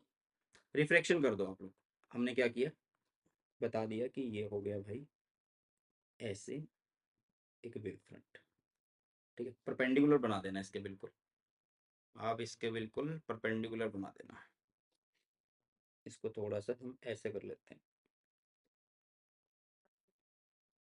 ये थोड़ा ठीक है, ठीक है, ये थोड़ा ठीक है ऐसे। तो ये हो गया भाई साहब रिफ्रैक्शन। भाई यहाँ से क्या हुआ, यहाँ पे ये पॉइंट्स को आपने वाइब्रेट किया, ऐसे लगा दिया एक कर्व, ऐसे लगा दिया एक कर्व, वाइट वाइट पेन ले लेते हैं, ऐसे एक वाइट कर्व लगा दिया इसमें, ठीक है। सिमिलरली ये वाला पॉइंट के लिए लगा दिया इधर, ठीक है। तो उनको मिलाना ही तो था, टेंजेंशियली मिलाना तो होता है, हाइगन प्रिंसिपल यही तो बोलता है, देखो हाइगन प्रिंसिपल यही तो बोलता है कि टेंजेंशियली उसको मीट कर दो यार, ठीक है। सरफेस बना दो, तो वही मैंने सरफेस बनाया, ये बन गया आपका वेव फ्रंट। अब ये वाला जो वेव फ्रंट है ये कौन है, ये आपका इंसिडेंट वेव फ्रंट है, इंसिडेंट वेव फ्रंट है। ठीक है, बिल्कुल आराम से समझा रहा हूँ ताकि तुम्हें ना ये चीजें समझ में आ जाए। और ये है भाई साहब आप लोगों के पास रिफ्रैक्टेड, क्योंकि ये एक मीडियम से दूसरे मीडियम में गया है, तो ये रिफ्रैक्टेड वेव फ्रंट है, रिफ्रैक्टेड वेव फ्रंट है। ठीक है, अच्छा, ये पॉइंट जब तक यहाँ पहुंचा, भाई ये पॉइंट यहाँ पहुंच गया, इक्वल है या नहीं है वो बाद की बात है, लेकिन ये पॉइंट जब यहाँ पहुंचा, ये पॉइंट यहाँ पे पहुंच गया। ठीक है, ये चीज याद रखना। चलो जी, अब इसका नाम हमने रख दिया ए बी, ए बी, इसका नाम रख दिया हमने सी डी। ठीक है, नाम रखना बहुत ज्यादा जरूरी है। आई और आर कैसे होते हैं वो मैंने तुम्हें समझा दिया भाई, ये होगा एंगल ऑफ इंसिडेंस। ठीक है, और इसको बता सकते हो आप एंगल ऑफ रिफ्रैक्शन। ये क्या होगा आप लोगों के पास, एंगल ऑफ रिफ्रैक्शन। ठीक है, क्योंकि रिफ्रैक्टेड के साथ हमें क्या बताना है, एंगल बताना है। तो रिफ्रैक्शन हुआ यहाँ पे, ये हो गया हमारे पास आर, ये कितना है 90 माइनस आर, और ये कितना होगा आर होगा। ठीक है, तो ये आप सिमिलरली सिंपली बोल सकते हैं कि ये आर है। ठीक है, एंगल ऑफ रिफ्रैक्शन, ये कौन है भाई, ये स्मॉल आर यहाँ पे कौन है, मैं यहाँ पे लिख दूँ, हाँ चलो, ये कौन है, एंगल ऑफ रिफ्रैक्शन। डायग्राम समझाने में मैं अच्छा टाइम ले रहा हूँ ताकि तुम्हें सारी चीजें समझ में आ जाए। Angle of refraction. ठीक है, चलो जी, अब इसके बाद हम करते हैं इसका प्रूफ। अब इसमें प्रूफ क्या है भाई, स्नेल्स लॉ बताना होता है कि स्नेल्स लॉ क्या है, कि आप लोगों को प्रूफ करना है कि साइन आई, आप लोगों को प्रूफ करना है कि sine I by sine R वो बराबर होंगे किसी की एक कांस्टेंट के, वो बराबर होंगे किसी एक कांस्टेंट के, या फिर बोलो कि म्यू के बराबर होंगे। ठीक है, वो चीज आप लोगों को प्रूफ करनी है। चलिए प्रूफ कर देते हैं। हम मानते हैं कि यहाँ पे जो स्पीड है भाई साहब वो सी है, इस मीडियम में जो स्पीड है वो वी है। ठीक है, तो अगर मैं इन दोनों के लिए टाइम बराबर रखूं, अगर टाइम मैं बराबर रखूं four time T, four time T, किसके लिए बराबर टाइम रखूं भाई, जब ये बी वाला यहाँ तक पहुंचा और इसने यहाँ तक पहुंचा, मैं बोल रहा हूँ कि इन्होंने सेम टाइम टी में कितना डिस्टेंस इन्होंने कवर किया। तो भाई फोर टाइम टी, मैं अगर यहाँ पे बी डी को लिखना चाहूँ तो वो वैल्यू कितनी होगी, वो होगी, B D is in first medium, तो वो हो जाएगा आप लोगों के पास सी टी। और अगर ए सी की मैं बात करूँ तो वो होगा वी टी। यस और नो, यही होगा। ठीक है, मैं यहाँ पे एयर मान रहा हूँ इसको, दूसरे को आप वाटर मान लो, कोई दिक्कत नहीं है, आपको सिर्फ रेयर डेंसर दिखाना था। ठीक है जी, चलो, अब तुम्हें क्या प्रूफ करना भाई, sine I upon sine R, तो ये कांस्टेंट के बराबर हो, तो साइन आई और साइन आर की वैल्यू निकाल लो। तो अगर मैं यहाँ पे साइन आई की वैल्यू निकालता हूँ, तो आई की अगर वैल्यू निकालो तो आई के लिए हम ये वाला ट्रायंगल यूज कर लें, ये वाला ट्रायंगल यूज कर लें, ये एंगल आई है, इसके सामने ये परपेंडिकुलर, ये हाइपोटेनस। तो भाई साइन आई अगर मुझे निकालना है तो perpendicular is B T, B D, और हाइपोटेनस कौन है, ए डी है। ठीक है, सिमिलरली अगर मैं साइन आर की बात करूं, सिमिलरली अगर मैं साइन आर की बात करूं तो वो क्या है भाई, ध्यान से देखो, वो क्या है साइन आर, साइन आर क्या बनेगा, ये रहा एंगल आर, आर के सामने परपेंडिकुलर, ये बेस, ये हाइपोटेनस, तो वही है साइन आर अगर मुझे निकालना है तो परपेंडिकुलर बाय में hypotenuse, hypotenuse is A D, दोनों को डिवाइड कर दूंगा, साइन आई बाय में sine R is equal to क्या हो गया, बी डी अपॉन में ए डी, ये हुआ ए सी, जो ए डी है वो ऊपर चला गया, जो कट रहा है वो कट कर दो, तो साइन आई की वैल्यू आ गई, sorry sine I by sine R की वैल्यू आ गई कितनी, बी डी बाय में ए सी आ चुकी है, बी डी बाय में सी। अब ये बी डी और ए सी कितना भाई, ये बी डी और ए सी तो हमने निकाल रखे हैं जो कि सी टी और वी टी है, तो टी और टी सेम है तो कट गया, तो मतलब साइन आई बाय आर किसके बराबर है भाई साहब, सी बाय वी के बराबर, जो एक कांस्टेंट आएगा जिसको हम बोलेंगे म्यू। तो प्रूफ हो गया, यस और नो। तो ये होता है लॉज ऑफ रिफ्रैक्शन यूजिंग हाइगन प्रिंसिपल, यूजिंग हाइगन प्रिंसिपल। ठीक है बेटा, तो इससे आगे अभी स्टार्ट करते हैं नेक्स्ट। ठीक है, ये चीज़ें जरूर आप लोग एक बार जरूर ध्यान से देख लेना यार कि ये कैसे बनती है। ठीक है, नेक्स्ट हम करने वाले हैं इंटरफेरेंस ऑफ वेव्स, बट उससे पहले आप लोगों को पता होना चाहिए principle of superposition, coherent source क्या होते हैं, ये सब चीज़ें, तो इनको अभी पढ़ाते हैं। ठीक है, चलो यार, तो अभी नेक्स्ट जो टॉपिक हम करने वाले थे वो करने वाले थे इंटरफेरेंस ऑफ वेव्स। इसमें अगर आपको इंटरफेरेंस ऑफ वेव समझना है या फिर मैं बोलूँ कि इंटरफेरेंस समझना है, तो भाई साहब आप लोगों को प्रिंसिपल ऑफ सुपरपोजिशन आना चाहिए। प्रिंसिपल ऑफ सुपरपोजिशन क्या है, इसको एक छोटे से डायग्राम की हेल्प से समझते हैं हम। ठीक है, देखो हमने क्या किया कि दो सोर्स लिए, एक है S1 सोर्स और एक है S2 सोर्स। एक पार्टिकल हमने बोला कि P पॉइंट पे वो रखा है। ठीक है, P पॉइंट पे वो रखा है। अब जो सोर्स फर्स्ट वाला है S1 है, उससे वेव निकली। ठीक है, और S2 से वेव निकली। ठीक है, और यहाँ पे पहुंची यार। अब क्या हो रहा है कि दोनों मीट कर रहे हैं, मतलब इनसे निकलने वाली जो वेव है वो पॉइंट पी पे मीट कर रही है, या फिर मैं बोलूँ कि पॉइंट पी पे जो पार्टिकल रखा हुआ है भाई साहब उसको ये ऑसिलेट कराएंगे। अब ये किस तरीके से मीट करी है वो हमें नहीं पता, मतलब कि जैसे ये एक वेव है, तो इस वेव का प्लस के साथ प्लस मिला है या माइनस के साथ माइनस, या फिर मैं बोलूँ कि प्लस के साथ माइनस मिला, वो कुछ भी नहीं मिला, कुछ भी नहीं पता। ठीक है, तो इसका मतलब जब भी यहाँ से एक सोर्स S1 से जब वेव आई, S2 से जब वेव आई, तो भाई ये इस पार्टिकल P को ओसिलेट कराएंगी। ऐसे वाइब मतलब ओसिलेट करा देंगी मेन पोजीशन से, अप डाउन कराएंगी। अब ये नेट डिस्प्लेसमेंट इसकी कितनी हुई, वो सुपरपोजिशन प्रिंसिपल बताता है कि वो होगी y is equal to y1, मतलब displacement by the first wave, या फिर मैं बोलूँ कि source S1 and the displacement by the second wave, मतलब सोर्स 2। क्लियर है, तो ये होता है नेट डिस्प्लेसमेंट, क्योंकि पार्टिकल यार अपनी पोजीशन से ऑसिलेट करेगा। जैसे कि मान लो ये एक पोजीशन है, यहाँ पे दिख रहा है, चलो ये क्या है, इसकी पोजीशन है भाई साहब। ठीक है, अब पोजीशन है तो ये कौन सी पोजीशन है, इसकी मीन पोजीशन है। कौन सी पोजीशन है भाई, मीन पोजीशन है।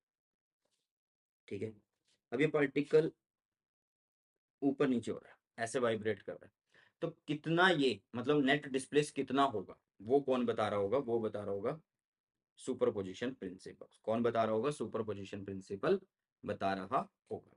ठीक है, चलो अब ये ना हो ना कि मान लो वेव आई, पार्टिकल पी पे है, उसने मतलब पार्टिकल जो है पॉइंट पी पे है, वेव आई उसने उसको थोड़ा नीचे खींच लिया, दूसरी वेव आई उसने उसको ऊपर की तरफ धकेला, तो भाई नेट डिस्प्लेसमेंट कितनी, वो वाली बात की बात कर रहे हैं। ठीक है, चलो तो ये होता है सुपरपोजिशन प्रिंसिपल। अब जो इंटरफेरेंस है पहले उसको समझते हैं, फिर उसके लिए कंडीशंस होती हैं उसको देखेंगे। कोहेरेंट सोर्सेज को अभी 1 मिनट के लिए रोकते हैं, बाद में पढ़ेंगे इसको हम। ठीक है, चलो एक काम करते हैं, हम ना पहले कोहेरेंट सोर्स को बाद में पढ़ेंगे। हम एक काम करते हैं, कोहेरेंट सोर्स को बाद में पढ़ेंगे, हम सबसे पहले ये जो सुपरपोजिशन प्रिंसिपल है ना भाई, इसको पढ़ लेते हैं। या फिर मैं बोलूँ कि इंटरफेरेंस हमें पहले पढ़ना चाहिए। चलो इंटरफेरेंस पहले पढ़ लेते हैं। इंटरफेरेंस क्या होता है, देखो यार, दो सोर्स लिया आपने।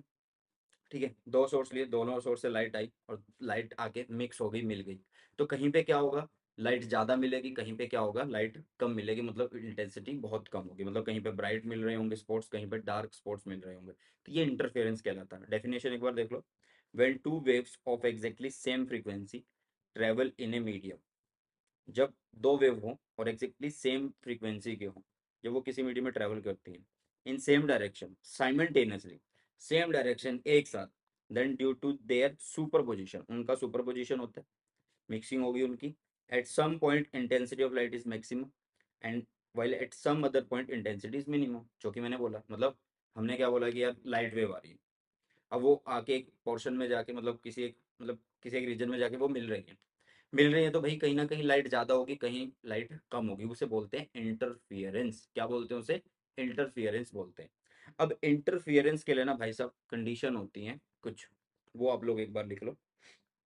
कंडीशन है, कंडीशन क्या क्या है, कंडीशन क्या क्या है, देखो यार, एम्पलीट्यूड एक तो सेम होना चाहिए, एम्पलीट्यूड जो वेव का है वो कैसा होना चाहिए, सेम होना चाहिए एम्पलीट्यूड। ठीक है, दूसरी बात कि सोर्स जो है वो कोहेरेंट होने चाहिए, सोर्सेज टू बी कोहेरेंट। ठीक है, सोर्सेज कैसे होने चाहिए, सोर्सेज टू बी कोहेरेंट। ठीक है, अभी कोहेरेंट क्या चीज़ होती है मैं वो भी बताऊंगा तुम्हें, sources to be coherent. And the third one is, जो आप लोगों के पास कैपिटल डी है वो बहुत बड़ा हो स्मॉल डी से। अब ये कैपिटल डी स्मॉल डी क्या है ये भी मैं अब तुम्हें बता देता हूँ। ठीक है, अब ध्यान से सुनना, इंटरफेरेंस को ध्यान से सुनना, कि मान लो यहाँ पे क्या है, हमने एक सोर्स बनाया, यहाँ पे हमने एक सोर्स बना दिया। ठीक है, दिख रहा है, चलो जी, ये क्या है भाई साहब, एक सोर्स है जिसका नाम हमने एस रखा। और ये कैसा सोर्स है भाई साहब, ये एक मोनोक्रोमेटिक सोर्स है। कैसा सोर्स है ये, मोनोक्रोमेटिक सोर्स है, ठीक है। कैसा सोर्स है ये? मोनोक्रोमेटिक सोर्स है। समझ में आई चीजें? ठीक है। अब यहाँ से लाइट चली, यहाँ से क्या हुई, लाइट चली मतलब वेव्स आ रही है, ठीक है। और यहाँ पे हमने क्या किया, एक डबल स्लिट हमने ली, हमने यहाँ पे क्या लिया, एक डबल स्लिट ले ली, ठीक है भाई साहब। अब ये डबल स्लिट क्यों है, ध्यान से देखना, ध्यान से देखना, ये डबल स्लिट क्यों है। इधर रखता हूँ मैं इसको, ठीक है। डबल स्लिट ये इसलिए, देखो इसमें ना, देखो यहाँ पे स्पेस है और यहाँ पे स्पेस है, ठीक है। तो ये डबल बोला जाता है। अब इन दोनों के बीच, इसको मैंने एक नाम दिया S1 और इसको नाम दिया S2। अब इन दोनों के बीच में एक डिस्टेंस होता है D, ठीक है। तो आपको समझ में आया कि इनको बोला जाता है स्लिट्स, S1 S2 को स्लिट्स बोला जाता है, तो डबल स्लिट्स है। तो D क्या है, स्लिट्स के बीच का डिफरेंस है, ओके। अब लाइट यहाँ से क्या होगी भाई, एंटर होगी, वेव्स यहाँ से निकलेंगी, ठीक है, वेव्स यहाँ से निकलेंगी, एंटर होगी, ये मिक्सिंग होना शुरू हो गई है वेव्स। और यहाँ पे एक स्क्रीन लगी होगी, यहाँ पे क्या लगी होगी, एक स्क्रीन लगी होगी भाई साहब, ठीक है। यहाँ पे क्या लगी होगी, एक स्क्रीन लगी होगी ऐसे। अब इस स्क्रीन के ऊपर हमें वो पैटर्न दिखाई देने वाला है, ठीक है। यहाँ से लेके यहाँ तक की जो दूरी है वो कैपिटल डी है। अब समझ में आया तुम्हें कि तीन कंडीशन जो हमने लिखी थी उसमें ये जो तीसरी है वो कौन है, ये कि भाई जो स्लिट का डिफरेंस है वो बहुत कम होना चाहिए, स्लिट का जो डिफरेंस है वो बहुत कम होना चाहिए इससे। स्लिट डिफरेंस की मैं बात कर रहा हूँ कि स्लिट के भी मतलब S1 S2 जो है वो एक तरीके से क्या है भाई साहब, S1 S2 एक तरीके से कोहेरेंट सोर्स है। पहले मैं तुम्हें बता देता हूँ कि कोहेरेंट क्या होते हैं। इंटरफेरेंस समझ में आ गया होगा कि लाइट एक तरीके से मिक्स हो रही है भाई, मतलब वेव्स हो रही है मिक्स, लाइट वेव मिक्स हो रही है और कहीं पे मैक्सिमम इंटेंसिटी मिलती है, कहीं पे मिनिमम इंटेंसिटी मिलती है, हो गया इंटरफेरेंस। अब उसके लिए कंडीशन होती है, सोर्सेस कोहेरेंट होने चाहिए, एम्पलीट्यूड जो है भाई वेव्स का वो सेम होना चाहिए, तीसरा जो है वो कैपिटल डी जो है वो बड़ा होना चाहिए, बहुत बड़ा होना चाहिए स्मॉल डी से। और स्मॉल डी क्या है वो मैंने तुम्हें बता दिया, ठीक है। अब आ जाओ एक बार यहाँ पे, सुपरपोजिशन समझ में आ गया, ठीक है जी। अब एक बार ना कोहेरेंट समझ लेते हैं कि कोहेरेंट सोर्सेज क्या होता है, फिर मैं तुम्हें एम्पलीट्यूड ये सब इन चीजों के बारे में बता दूंगा, ठीक है। चलो अब सुनो ध्यान से, फटाफट से, अब सुनो ध्यान से। सबसे पहले कोहेरेंट सोर्स है क्या, light waves of the same wavelength. भाई एक लाइट वेव है, ठीक है, एक नहीं मतलब वेव्स होंगी, मतलब दो होंगी तभी तो बताएंगे ना वो कोहेरेंट है या नहीं है। भाई light waves of same wavelength, ये याद रखना कि कैसी वेवलेंथ हो, सेम वेवलेंथ हो, सेम फ्रीक्वेंसी हो, ठीक है।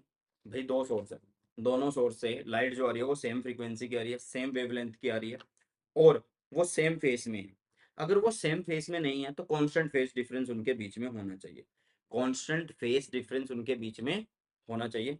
उस उन सोर्सेज को बोला जाता है क्या, कोहेरेंट सोर्सेज। उन सोर्सेज को क्या बोला जाता है, कोहेरेंट सोर्सेज बोला जाता है। क्लियर हुई चीजें? अब जैसे मान लो हमने सोर्स S1 और S2 लिए हुए हैं, सोर्स S1 एंड S2 लिए हुए हैं। अब S1 क्या करता है, पार्टिकल P को डिस्प्लेस कराता है, तो उसकी एक वेव इक्वेशन हम लिख देते हैं कि y1 इज इक्वल टू क्या हुआ, a साइन ओमेगा टी लिख लो पहले, या फिर के एक्स माइनस ओमेगा टी आप ऐसे लिख सकते हो, ठीक है। क्लियर है? अब क्या हुआ ना, पहली वेव ने कुछ डिस्टेंस ट्रेवल किया होगा तो मैं इसको x1 लिख देता हूँ। अब यहाँ पे ओमेगा और टी लिया हुआ मैंने, ठीक है, टी इज द टाइम, किसी टाइम टी के लिए, और omega is the angular frequency. अब दूसरा जो सोर्स है उसकी जो वेव इक्वेशन है भाई उसको लिख दिया मैंने a sine K x two minus omega T, ठीक है। अभी मैं सिर्फ ना तुम्हें सुपर पोजिशन प्रिंसिपल समझा रहा हूँ, अभी क्या समझा रहा हूँ, सुपर पोजिशन प्रिंसिपल समझा रहा हूँ, ठीक है। इंटरफेरेंस मैंने बता दिया, लेकिन उसके लिए अभी हम बात नहीं कर रहे, अभी कुछ कंडीशन है जो हमें फाइंड आउट करनी है, वो एक बार देख लेते हैं। अब कई बुक्स में तुम्हें यहाँ पे A1 भी दिखेगा, कोई बात नहीं यार लिख लेना, यहाँ पे A2 दिखेगा, कोई बात नहीं यार लिख लेना, ठीक है, कोई बात नहीं लिख लेना। क्योंकि Y1 ने आके जब पॉइंट P को, पार्टिकल को डिस्प्लेस किया तो वो एक एम्पलीट्यूड A1 तक लेके गया, A2 ने किया तो मतलब Y2 ने किया तो वो किसी एक एम्पलीट्यूड तक, मैक्सिमम वैल्यू तक उसको लेके जा रहा है। हम नेट की बात कर लेंगे, हम बाद में नेट की बात कर लेंगे, अभी के लिए सिर्फ सुपरपोजिशन प्रिंसिपल का जो मेन है वो हम एक बार समझ लेते हैं कि भाई S1 की जो इक्वेशन है वो है Y1 और S2 की इक्वेशन है ये, ठीक है। चल अब ध्यान से सुनना, फेस डिफरेंस की बात कर लेते हैं कि फेस डिफरेंस क्या है। फेस डिफरेंस देखो यार, फेस होता कौन सा है, अगर तुमने वेव इक्वेशन पढ़ा है या फिर ईएम वेव भी अगर मेरे साथ पढ़ लिया तो उसमें मैंने वेव की इक्वेशन में समझाया था कि फेस क्या होता है। तो ये होते हैं फेस। ठीक है, ये क्या है फेस। तो देखो यार, ये वाली जो वेव है ये कम डिस्टेंस ट्रेवल कर रही है और ये वाली जो वेव है ये ज्यादा डिस्टेंस ट्रेवल कर रही है ना। क्लियर है। तो हम क्या करते हैं यहाँ पे फेस डिफरेंस निकाल देते हैं। तो दोनों के फेसेस लिख लेते हैं भाई। पहले वाले का जो फेस है वो कितना है, वो लिख दिया के x one minus omega T one है। दूसरे का जो फेस डिफरेंस है वो है K x two minus omega T माइनस कर दिया, क्योंकि मुझे ये फेस डिफरेंस बनाना तो मैंने दोनों के फेस को माइनस कर दिया। चलो जी, तो ओपन करो, k x two minus omega T minus k x one plus omega t, ऐसे हो गया। अच्छा, ये वन नहीं लिखना यार, वन पता नहीं क्यों लिख दिया मैंने, ये वन नहीं लिखना। ठीक है, चलो जी, इतना समझ में आया। तो फेस डिफरेंस हमें कितना मिल जाएगा, फेस डिफरेंस मिलेगा ओमेगा टी से ओमेगा टी कैंसिल हो जाएगा। देखो यार, दोनों वेव का जो ओमेगा वो सेम है, दोनों वेव का जो ओमेगा सेम है, क्योंकि ओमेगा सेम होगा तो फ्रीक्वेंसी भी सेम ही है। एंगुलर फ्रीक्वेंसी की बात करो या लीनियर फ्रीक्वेंसी की बात करो, वो सेम ही रहने वाला है। चलो जी, अब ध्यान से सुनना। अब ये आ गया k x two minus x one, x two minus x one. अब ये x two minus x one कौन है भाई, x two minus x one is delta x, मतलब it is the path difference. ये क्या है, पाथ डिफरेंस है। ये क्या है भाई साहब, पाथ डिफरेंस है। समझ में आई चीजें। चलो जी, इसका मतलब फाइव इज इक्वल टू हुआ के डेल्टा एक्स। ठीक है, और के क्या होता है, के होता है भाई साहब टू पाई बाई लैम्डा। ये तो 8वें चैप्टर में पढ़ा दिया मैंने तुम्हें। तो फेस डिफरेंस आ गया कितना, two pi by lambda del x आ चुका है। ये होता है भाई साहब फेस डिफरेंस। फेस डिफरेंस या फिर बोलो कि एक रिलेशन है, ये आप बोल दो कि एक रिलेशन है, ये है relation between, relation between, relation between phase difference and path difference. ठीक है, पाथ डिफरेंस क्या है भैया, एक ने ज़्यादा डिस्टेंस ट्रैवल करा वेव ने और एक ने कम, तो उनका डिफरेंस आ गया। ठीक है, समझ में आ रही चीज़ें। चलो, अभी अभी मैंने तुम्हें टाइप्स नहीं बताई इंटरफेरेंस की, वो बाद में बताऊंगा, पहले अभी तक यहाँ तक सीख लो कि भाई ये जो सोर्स थे इनसे जो वेव्स आ रही है मैंने ऐसे करके लिख दी।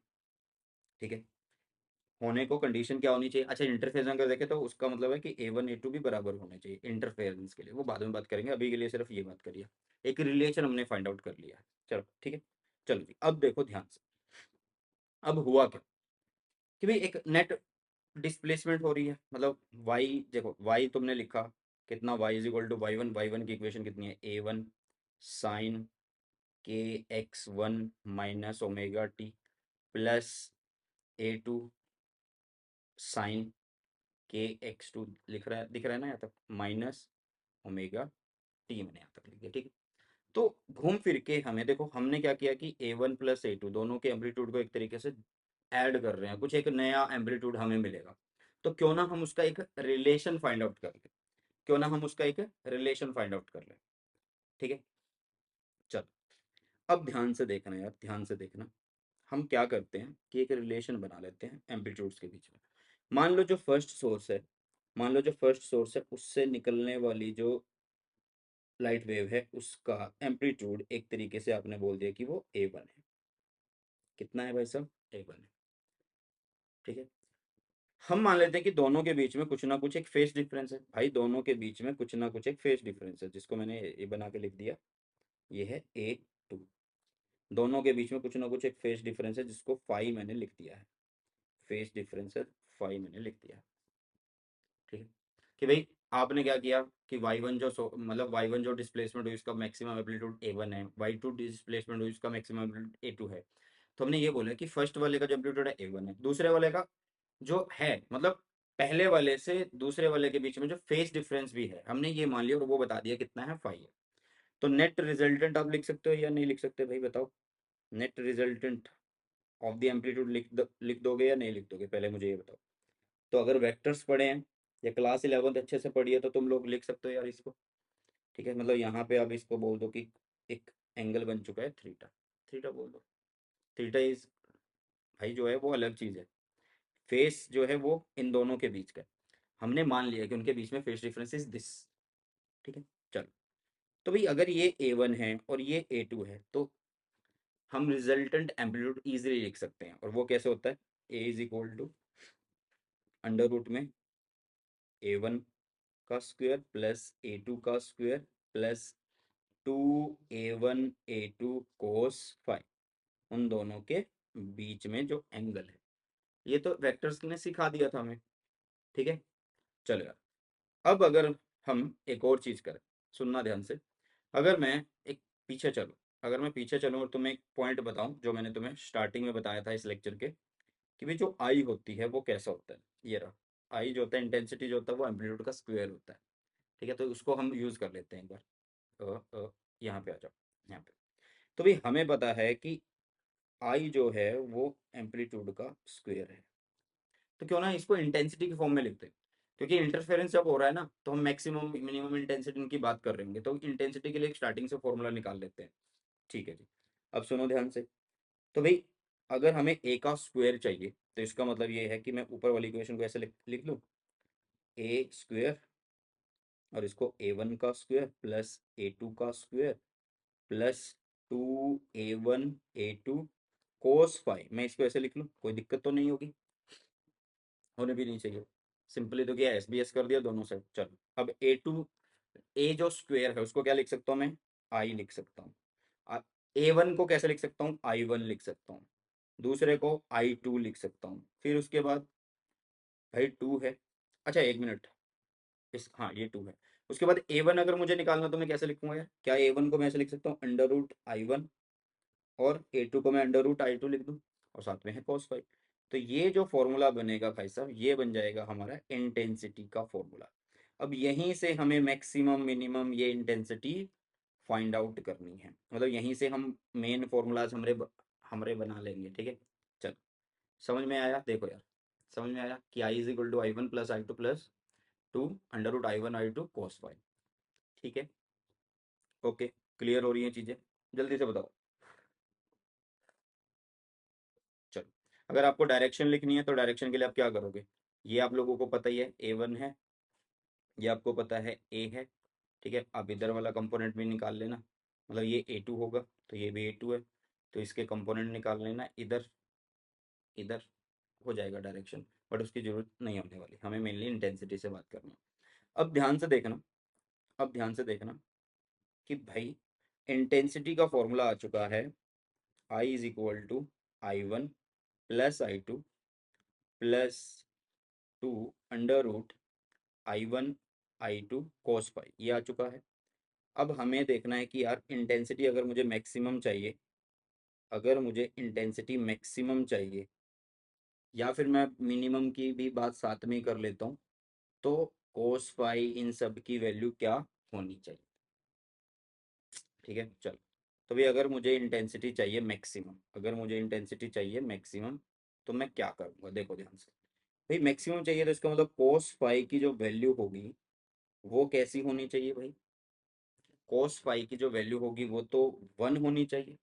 और वो 1 कब हो सकती है, जब फाइव की वैल्यू या तो मेरे ख्याल से 0 हो, या फिर भाई साहब 2 पाई हो, है ना, या 4 पाई हो, या फिर क्या होनी चाहिए भाई 6 पाई होनी चाहिए। यही है, यस और नो, 0 2 पाई, ठीक है, 0 2 पाई। और क्या हो सकती है, और क्या हो सकती है भैया, 0 2 पाई कोस 0 पे 0 कोस। अच्छा एक मिनट, मैक्सिमम अगर हमें चाहिए तो कोस फाइव की वैल्यू 1 कर सकते हैं हम, ठीक है। तो एन की वैल्यू को, एन नहीं मतलब फाइव को क्या हम ऐसा लिख दें, फाइव को क्या हम ऐसा लिख दें कि ये जो है, ये आप लोगों के पास होना चाहिए N पाई, सॉरी 2N पाई होना चाहिए। क्या मैं इसको ऐसा लिख दूँ कि ये 2N पाई होना चाहिए, क्या ये सही है। और इसमें n की वैल्यू में 0 +-1 +-2 +-3 ऐसे लिख दूँ, कोई दिक्कत थोड़ा, क्योंकि भाई दोनों साइड ये जो प्लस माइनस वाला खेल है ये आपको थोड़ी देर में पता लगेगा जब पैटर्न बनेगा, ठीक है। बताओ यार, अभी तुम्हें पता लगा या नहीं लगा कि अगर मैक्सिमम इंटेंसिटी चाहिए, एक मिनट यार इसको दूर करो, अगर मैक्सिमम इंटेंसिटी चाहिए तो फाई की वैल्यू कैसी होनी चाहिए, मेरे ख्याल से सबको पता लग गया होगा, ठीक है। चलो जी, तो फाई का पता लग गया 2N पाई होना चाहिए। अब हमने एक रिलेशन करा है phi is equal to 2 pi by lambda, और यहाँ पे था डेल्टा एक्स। अगर मैं यहाँ से डेल्टा एक्स निकालूं, मतलब पाथ डिफरेंस निकालूं, तो क्या होगा वो? पाथ डिफरेंस फाइव हो गया, ठीक है, और यहाँ पे 2 पाई हो गया, ये लैम्डा पहले से पड़ा है, नहीं गलत लिख दिया, फाइव के साथ जाएगा लैम्डा तो यार। एक मिनट, हम ऐसे करते हैं, फाइव आ गया, फाइव के साथ लैम्डा आ गया, और 2 पाई यहाँ पे आ गया, ठीक है। फाइव की वैल्यू तुम्हें पता है इस केस में कितनी है भाई? फाइव की वैल्यू तुम्हें पता ही है कि इस केस में कितनी है, तो वो है 2n पाई, और साथ में है यहाँ पे लैम्डा अपॉन में 2 पाई, 2 पाई से 2 पाई कैंसिल, तो आपके पास डेल्टा एक्स बचा कितना? N lambda. कितना बचा भाई? N lambda. क्लियर है? जल्दी से बताओ, समझ में आई चीजें? यस और नो? तो भाई डेल्टा एक्स भी तुम्हें पता लग गया, मतलब पार्ट डिफरेंस, अगर तुम्हें मैक्सिमम इंटेंसिटी चाहिए, अगर तुम्हें लाइट की मैक्सिमम इंटेंसिटी चाहिए तो फेज डिफरेंस 2n पाई होना चाहिए। पार्ट डिफरेंस आप लोगों का delta X is equal to N lambda होना चाहिए।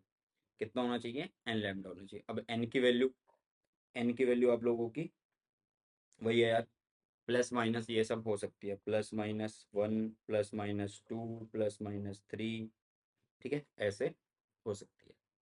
क्लियर? यस और नो? चलो यार, अभी मैक्सिमम अगर हो रहा है तो उसके केस में हम इंटेंसिटी का फॉर्मूला लिख सकते हैं, तो उस टाइम पे हम आई मैक्स लिख सकते हैं इसको, यस, I1 + I2 लिख दें, बाकी को लिख दें 2√I1 I2, ऐसे लिख दें, क्योंकि cos फाई तो 1 हो चुका है। अब आई मैक्स का फॉर्मूला क्या ये बन जाएगा? क्या ये बन जाएगा कि √में I1 प्लस √में I2 का होल स्क्वायर हो जाएगा? ओपन करके देख लेना, यही तो फॉर्मूला बनेगा। देखो A² तो I1 बन गया, B² तो I2 बन गया, +2AB, is this under root में है वो, ठीक है। तो ये आई मैक्स का फॉर्मूला होता है। ये किसका फॉर्मूला होता है बेटा? आई मैक्स का फॉर्मूला होता है। चलो मिनिमम के केस में चलते हैं। मिनिमम का केस है तो इसका मतलब भाई फिर क्या होना चाहिए? कोस फाई की वैल्यू कैसी होनी चाहिए? कोस फाई की वैल्यू कैसी होनी चाहिए? 0 होनी चाहिए, 1 होनी चाहिए, क्या होनी चाहिए भाई बताओ जल्दी से। माइनस कर दूं कि cos फाई की वैल्यू यार माइनस हो जाए? ठीक है, मान लो अगर मैं यहाँ पे 0 करता हूँ, तो I1 + I2 हो रहे हैं, उसमें से कुछ भी उनमें ऐड नहीं हो रहा, लेकिन I1 अगर मैं माइनस करता हूँ तो I1 + I2 में से कुछ माइनस होगा, कुछ माइनस होगा, तो इसलिए -1 ज़्यादा सही है मिनिमम इंटेंसिटी के लिए। तो माइनस कब हो सकता है? माइनस कब हो सकता है? जब फाई की वैल्यू कितनी हो भाई सर? फाई की वैल्यू मेरे ख्याल से जब 180 डिग्री हो, 180 डिग्री का मतलब पाई हो, बोल सकते हैं हम इसको। हाँ जी, क्या हो? पाई हो। और कब हो सकती है भाई? और कब हो सकती है? उसके बाद आप चल रहे हो पाई, पाई के बाद आप चले गए 2 पाई पे आए, 2 पाई के बाद फिर से आप एक और उसके अंदर क्या जोड़ दोगे? पाई जोड़ दोगे, मतलब 3 पाई बोल सकते हो, फिर 5 पाई बोल सकते हो। ऐसे चलते चलते आप बता दोगे कि कब कब इसकी वैल्यू माइनस होने वाली है, ठीक है।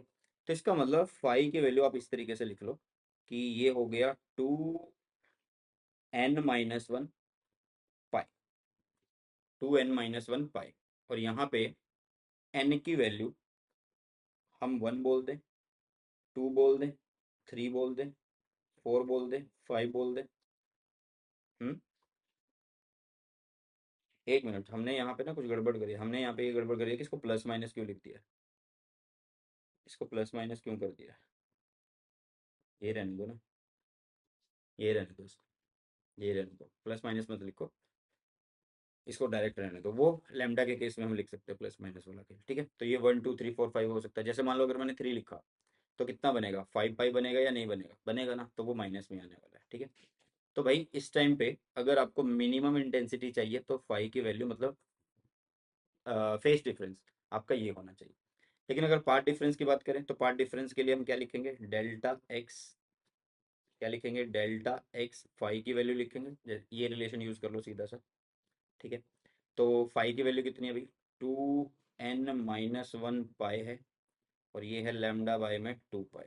तो 2 पाई से तो हो नहीं सकता, तो पाई से पाई कैंसिल हो गया, तो ये बन गया आप लोगों के पास हाफ, मतलब लैम्डा बाय 2 लिख दो सीधा, 2n-1 λ/2 लिख दो ऐसे। तो ये पार्ट डिफरेंस है। और इस केस में आप लोग n की वैल्यू बताओ कहाँ से कहाँ चलेगी। n की वैल्यू +-1 +-2 +-3 ऐसे चलने वाली है।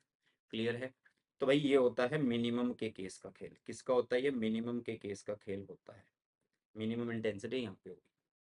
ठीक है, अब फॉर्मूला बना लो, फॉर्मूला वही बनेगा। अब अगर मैं इसको माइनस करता हूँ, -1 करता हूँ, तो यहाँ पे माइनस आ जाएगा। तो इसका मतलब इसको मैं सीधा लिख दूंगा, I minimum is equal to कितना है, I1 under root +I2 under root और उसका होल स्क्वायर। सॉरी माइनस आएगा ना, माइनस, क्योंकि ए माइनस बी की फॉर्म बन गई, ए माइनस बी का स्क्वायर जो है वो हो गया। तो मेरे ख्याल से समझ में आ गया कि मिनिमम इंटेंसिटी और मैक्सिमम इंटेंसिटी के लिए क्या फॉर्मूलेज होते हैं। अब इंटरफेरेंस के ऊपर फोकस करते हैं। ठीक है, इंटरफेरेंस वैसे समझ लिया कि क्या होगा। अब यहाँ से जो लाइट मिक्सिंग होगी, जो ब्राइट डार्क स्पॉट बनेंगे, वो स्क्रीन के ऊपर आके बनेंगे, इस स्क्रीन के ऊपर आके बनेंगे। पूरा डेरिवेशन समझाऊंगा, डोंट वरी। हालांकि डेरिवेशन आप लोगों के सिलेबस में नहीं है, बट मैं पूरा समझाने वाला हूँ। ठीक है, अभी हम करते हैं, हाँ उसको यंग डबल स्लिट में से समझाने वाला हूँ। अभी हम करते हैं यार किसको, टाइप्स ऑफ इंटरफेरेंस को। किसको करेंगे अभी हम? टाइप्स ऑफ इंटरफेरेंस को करने वाले हैं। ठीक है, किसको करने वाले हैं? टाइप्स ऑफ इंटरफेरेंस को करने वाले हैं। तो सुनो भाई ध्यान से। हमारे पास दो तरीके के इंटरफेरेंस होते हैं। एक होता है कंस्ट्रक्टिव इंटरफेरेंस, एक होता है कंस्ट्रक्टिव कंस्ट्रक्टिव इंटरफेरेंस। ठीक है, एक होता है कंस्ट्रक्टिव इंटरफेरेंस और एक होता है डिस्ट्रक्टिव इंटरफेरेंस। तो कंस्ट्रक्टिव इंटरफेरेंस के अंदर क्या होगा? देखो, मान लो कि ये हमने डिस्प्लेसमेंट बनाया इस एक्सिस पे और इधर बनाएंगे हम, देखो वेव बनाते हैं अभी। जैसे कि ये वेव है, अरे एक मिनट, ये एक वेव मैंने बनाई और ये किसी एक सोर्स की वजह से मैंने बना दिया, किसी एक सोर्स की वजह से मैंने बना दिया। ठीक है, एक सिंपल सा वेव मैंने बना दिया। ठीक है जी, ये है आप लोगों का y1 बोल सकते हो। ये जो है ये y1 डिस्प्लेसमेंट है। ओके, अब दूसरा आ गया भाई, दूसरा आ गया, दूसरा यहाँ पे ऐसे, ये y2 है। तो नेट डिस्प्लेसमेंट कहाँ होने वाली है? देखो यार, कंस्ट्रक्टिव वो है जिसमें प्लस के साथ प्लस हो, मतलब क्रेस्ट के साथ क्रेस्ट रहे, ट्रफ के साथ ट्रफ रहे, पॉजिटिव में पॉजिटिव, नेगेटिव में नेगेटिव मिले। ठीक है, पॉजिटिव में पॉजिटिव, नेगेटिव में नेगेटिव मिल रहा है, वो आपका कंस्ट्रक्टिव इंटरफेरेंस होगा। मतलब मैक्सिमम इंटेंसिटी वहां पे होने वाली है।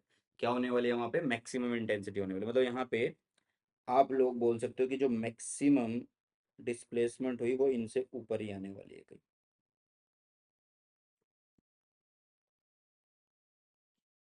ठीक है, तो ये मैक्सिमम डिस्प्लेसमेंट है। ये क्या है? Maximum displacement. y is equal to y1 plus y2 हम बोल रहे हैं। होगी एडिशन, बट वो किसके साथ कौन प्लस है? अब देखो, y1 और y2 दोनों प्लस हो रहे हैं, अब दोनों पॉजिटिव में ही है, तो सीधा आंसर हमारा पॉजिटिव में ही आएगा और ज़्यादा आएगा। ठीक है, अब अगर मैं डिस्ट्रक्टिव की बात करूँ, किसकी बात करूँ?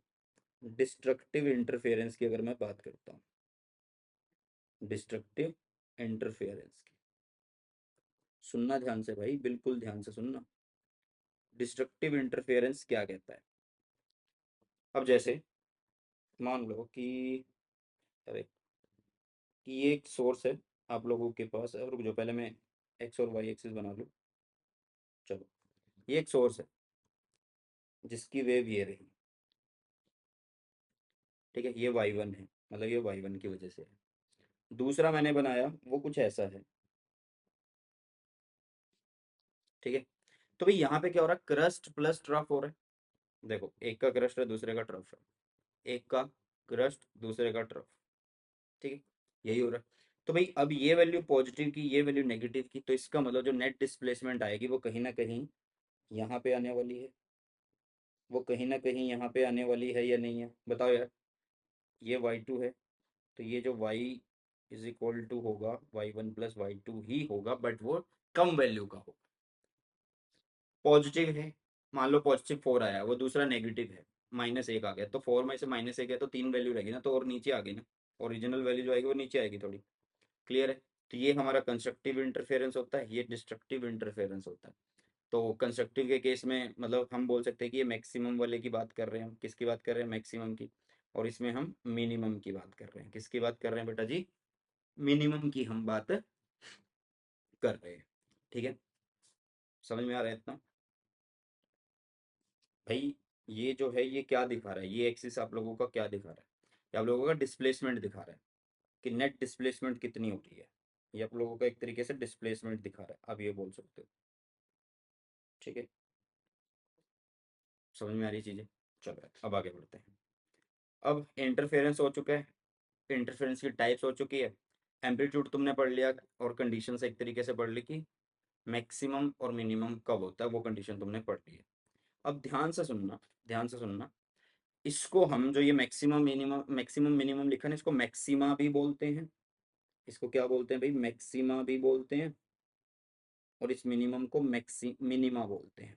क्या बोलते हैं, मिनिमा बोलते हैं। ठीक है, चलो अब डेरिवेशन करते हैं।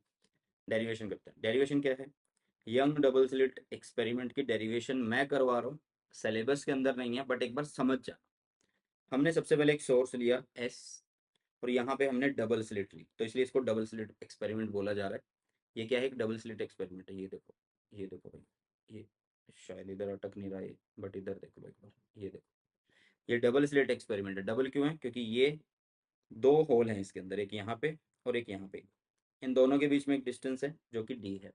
ठीक है, और यहाँ पे वो कंडीशन पहले से ही लिख दूं मैं कि भाई यहाँ पे जो डी है वो बहुत छोटा है, किससे, कैपिटल डी से। जो स्मॉल डी है वो बहुत छोटा है, किससे, कैपिटल डी से। और कैपिटल डी कौन है, ये रहा, कैपिटल डी हमारा इज हेयर। और ये क्या है फिर भाई, ये हमारी स्क्रीन है, ये क्या है, हमारी स्क्रीन है। ठीक है, तो अभी क्या होगा कि ये सोर्स है एस, इससे लाइट जा रही है, इससे क्या जा रही है, लाइट जा रही है। लाइट कैसी है, मोनोक्रोमेटिक सोर्स है। मोनोक्रोमेटिक सोर्स का मतलब भाई सिंगल वेवलेंथ, जो कि बड़ा मुश्किल होता है, पॉसिबल नहीं होता है आप सिंगल वेवलेंथ लेना किसी कलर की। तो इसलिए जो बढ़िया वाला एग्जांपल वो लेजर है, मतलब सिंगल वेवलेंथ, मतलब एक सिंगल वेवलेंथ है और कम स्प्रेड हो, लाइट का कम स्प्रेड हो। ठीक है, तो भाई यहाँ से लाइट चली और यहाँ से लाइट निकली, तो ये इधर से निकलना शुरू होगी और इधर से निकलना शुरू होगी। अब देखो ये यहाँ से जो लाइट निकल रही है ना, वो इस एक सोर्स से निकल रही है, तो वो सेम फ्रीक्वेंसी की होगी, सेम एम्पलीट्यूड की होगी। ठीक है, और इनका जो कंडीशन उन्होंने बोली थी कि स्मॉल डी बहुत छोटा होना चाहिए कैपिटल डी से, वो भी फुलफिल हो रहा है। तो यहाँ पे इंटरफेरेंस तो हो गई। दूसरी बात, दूसरी बात, ये जो सोर्स बन रहे हैं, यहाँ से जो लाइट निकलेगी S1 और S2 से, ये हमारे कोहेरेंट सोर्स की तरह बिहेव कर रहे हैं। हमने मान लिया कि S1 से जो लाइट निकली वो पॉइंट P पे जाके मिली, S1 से जो लाइट निकली वो पॉइंट P पे जाके मिली। ठीक है, यहाँ से लाइट निकली है, पॉइंट P पे जाके मिलेगी। और S2 से जो लाइट निकली वो पॉइंट P पे जाके मिल गई, हमने ये मान लिया है। ठीक है, S2 से जो लाइट निकली वो पॉइंट P पे जाके मिली, और S1 से जो लाइट निकली वो पॉइंट P पे जाके मिली। S1 S2 से लाइट चली चलेगी। ठीक है, यहाँ पे देखो यार, इसको मैंने O बोला, और यहाँ पे इस डिस्टेंस को मैंने Y बोल दिया। ये Y हमें हमेशा क्या बता रहा होगा, पोजीशन बता रहा होगा किसी भी फ्रिंज की। फ्रिंज मतलब जो भी स्पॉट बन रहा होगा, डार्क बने डार्क, ब्राइट बने ब्राइट। ठीक है, अभी सबसे पहले एक चीज देखो, हम ना एक काम करते हैं, सबसे पहले यहाँ पे भी एक डॉटेड लाइन लगा देते हैं यार, यहाँ पे भी डॉटेड लाइन लगा देते हैं। एक मिनट, वाइट से लगा देते हैं, ये डॉटेड लाइन लगा दी हमने। ठीक है, ये सिर्फ सिंपल करने के लिए और कुछ नहीं है। और अगर मैं यहाँ से भी एक लाइन लगा दूँ तो कोई दिक्कत वाली बात नहीं होगी। और यहाँ पे एक एंगल, यहाँ पे एक एंगल मैंने लिख दिया, ये कितना है, थ्रीटा है। ये कितना एंगल है भाई साहब, थ्रीटा एंगल है। ठीक है, ये याद रखना, ये याद रखना, देखो कोई दिक्कत वाली बात नहीं। अब यहाँ पे देखो यार, डी और कैपिटल डी के बीच में ये रिलेशन, मतलब D is very small, D is very small as compare to capital D. तो आप ये बोल सकते हो सोर्स S1 S2 बिल्कुल पास है, और आप बड़ी दूर से देख रहे हो, मतलब स्क्रीन बड़ी दूर रखी हुई है। तो इसका मतलब जो सोर्स S1 और S2 से जो लाइट निकलेगी वो पैरेलल मानोगे, आप क्या मानोगे, पैरेलल मानोगे। ठीक है, चलो ओके, अब ध्यान से देखना, क्या तुम्हें यहाँ पे ये लग रहा है कि भाई ये लाइट ज्यादा, इस सोर्स से जो लाइट निकली वो ज्यादा डिस्टेंस ट्रेवल कर रही है एज कम्पेयर टू S1? हाँ ऐसा है। तो इसका मतलब यहाँ पे एक डिस्टेंस का डिफरेंस आ गया, यहाँ पे एक डिस्टेंस का डिफरेंस आ गया ये वाला, ठीक है, ये डिस्टेंस का एक डिफरेंस आ गया, ये देखो ये वाला, इसको हम बोलते हैं यार पाथ डिफरेंस। इसको हम क्या बोलते हैं? पाथ डिफरेंस बोलते हैं, जिसको हम डेल्टा एक्स बोल देते हैं, जिसको हम क्या बोल देते हैं? डेल्टा एक्स बोल देते हैं, ठीक है। इस पाथ डिफरेंस को हमें लिखना है, तो डेल्टा एक्स यहाँ पे कितना है? Delta X is here H2P minus S1P है, ठीक है, H2P माइनस S1P है। क्या हम इस H2P माइनस S1P की वैल्यू निकाल सकते हैं, मतलब पार्ट डिफरेंस की वैल्यू निकाल सकते हैं? जी हाँ, निकाल सकते हैं। देखो यार, यहाँ पे एक सिंपल सा तरीका है, यहाँ पे एक सिंपल सा तरीका है। देखो ये हमने बोला कि ये वाला जो एंगल है ये है यहाँ पे कितना? थीटा। और हमने एक बात बोल दी कि जो S1 और S2 हैं वो बड़े पास हैं, तो इनसे निकलने वाली जो रेज हैं, ये वाली रे, ये क्या होने वाली है भाई? पैरेलल होने वाली है। मतलब आप इसको ऐसे अज्यूम कर सकते हो कि जैसे एक सोर्स ये है, ऐसे एक सोर्स है, ठीक है, ये S1, ये ऐसे भाई, यहाँ से जो लाइट निकली ये, यहाँ से जो लाइट निकली ये बिल्कुल पैरेलल है, मिल गई यार, ये तो पैरेलल है। तो इसका मतलब यहाँ पे भी जो थीटा होगा, यहाँ पे भी जो थीटा होगा वो, मतलब एंगल होगा वो थीटा होगा, यहाँ पे भी एंगल थीटा होगा। मैं ये कहना चाह रहा हूँ, सुन रहे हो? सुन रहे हो? यस और नो? देखो ये ध्यान से समझो, दोबारा समझो, क्योंकि डेरिवेशन में इतना टाइम नहीं लगना जितना इसके थीटा को समझने में टाइम लगना है। भाई इन्होंने क्या बोला है? इन्होंने बोला कि small D is very small as compare to capital D. तो इसका मतलब यहाँ से जो लाइट निकल रही होगी ये, और यहाँ से जो लाइट निकल रही होगी ये दोनों एक दूसरे के पैरेलल है। और ये वाली तो हमने बीच से लिए, तो ऑटोमेटिकली पैरेलल है। तो अगर इसका मतलब ये थीटा है तो यहाँ पे भी थीटा होगा, और यहाँ पे भी थीटा होने वाला है। तो इसका मतलब क्या ये थीटा हो सकता है?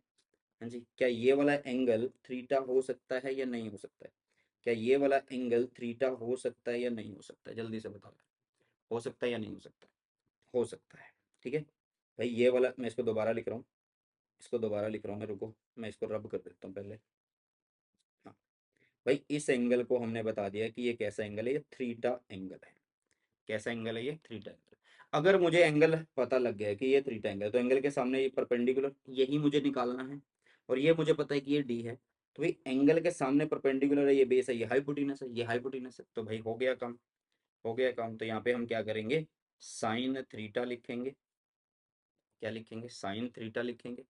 साइन थीटा क्या होता है? परपेंडिकुलर, जो हमें निकालना है डेल्टा एक्स है, और हाइपोटेनस इज स्मॉल डी। मतलब यहाँ पे डेल्टा एक्स अपॉन में डी आ चुका है आप लोगों के पास, या फिर बोलो कि डेल्टा एक्स की एक वैल्यू आ चुकी है, जो कितनी है?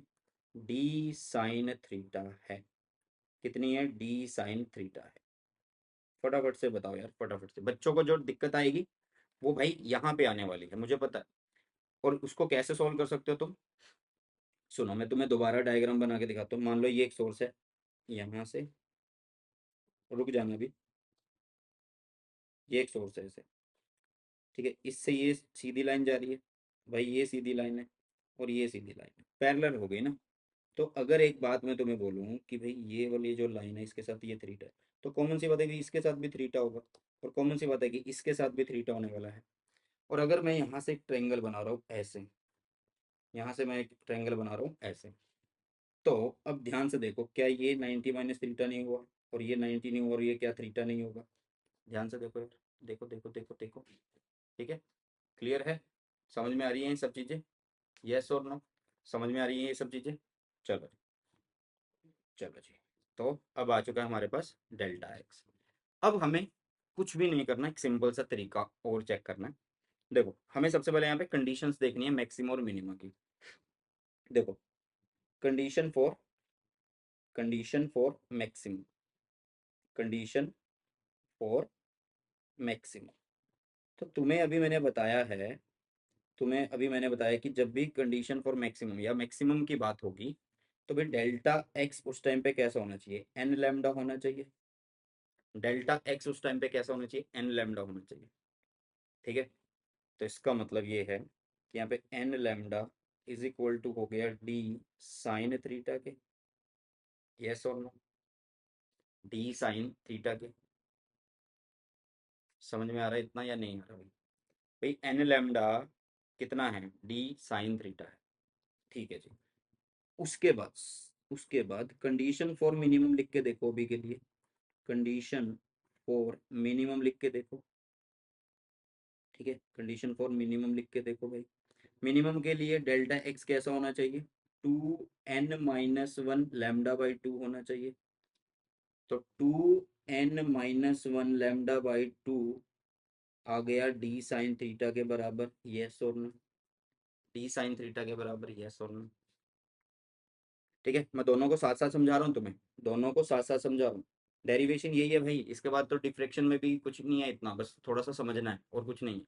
ठीक है, अब सुनो ध्यान से। तो ये बात हुई किसकी, condition for maximum, condition for minimum के लिए।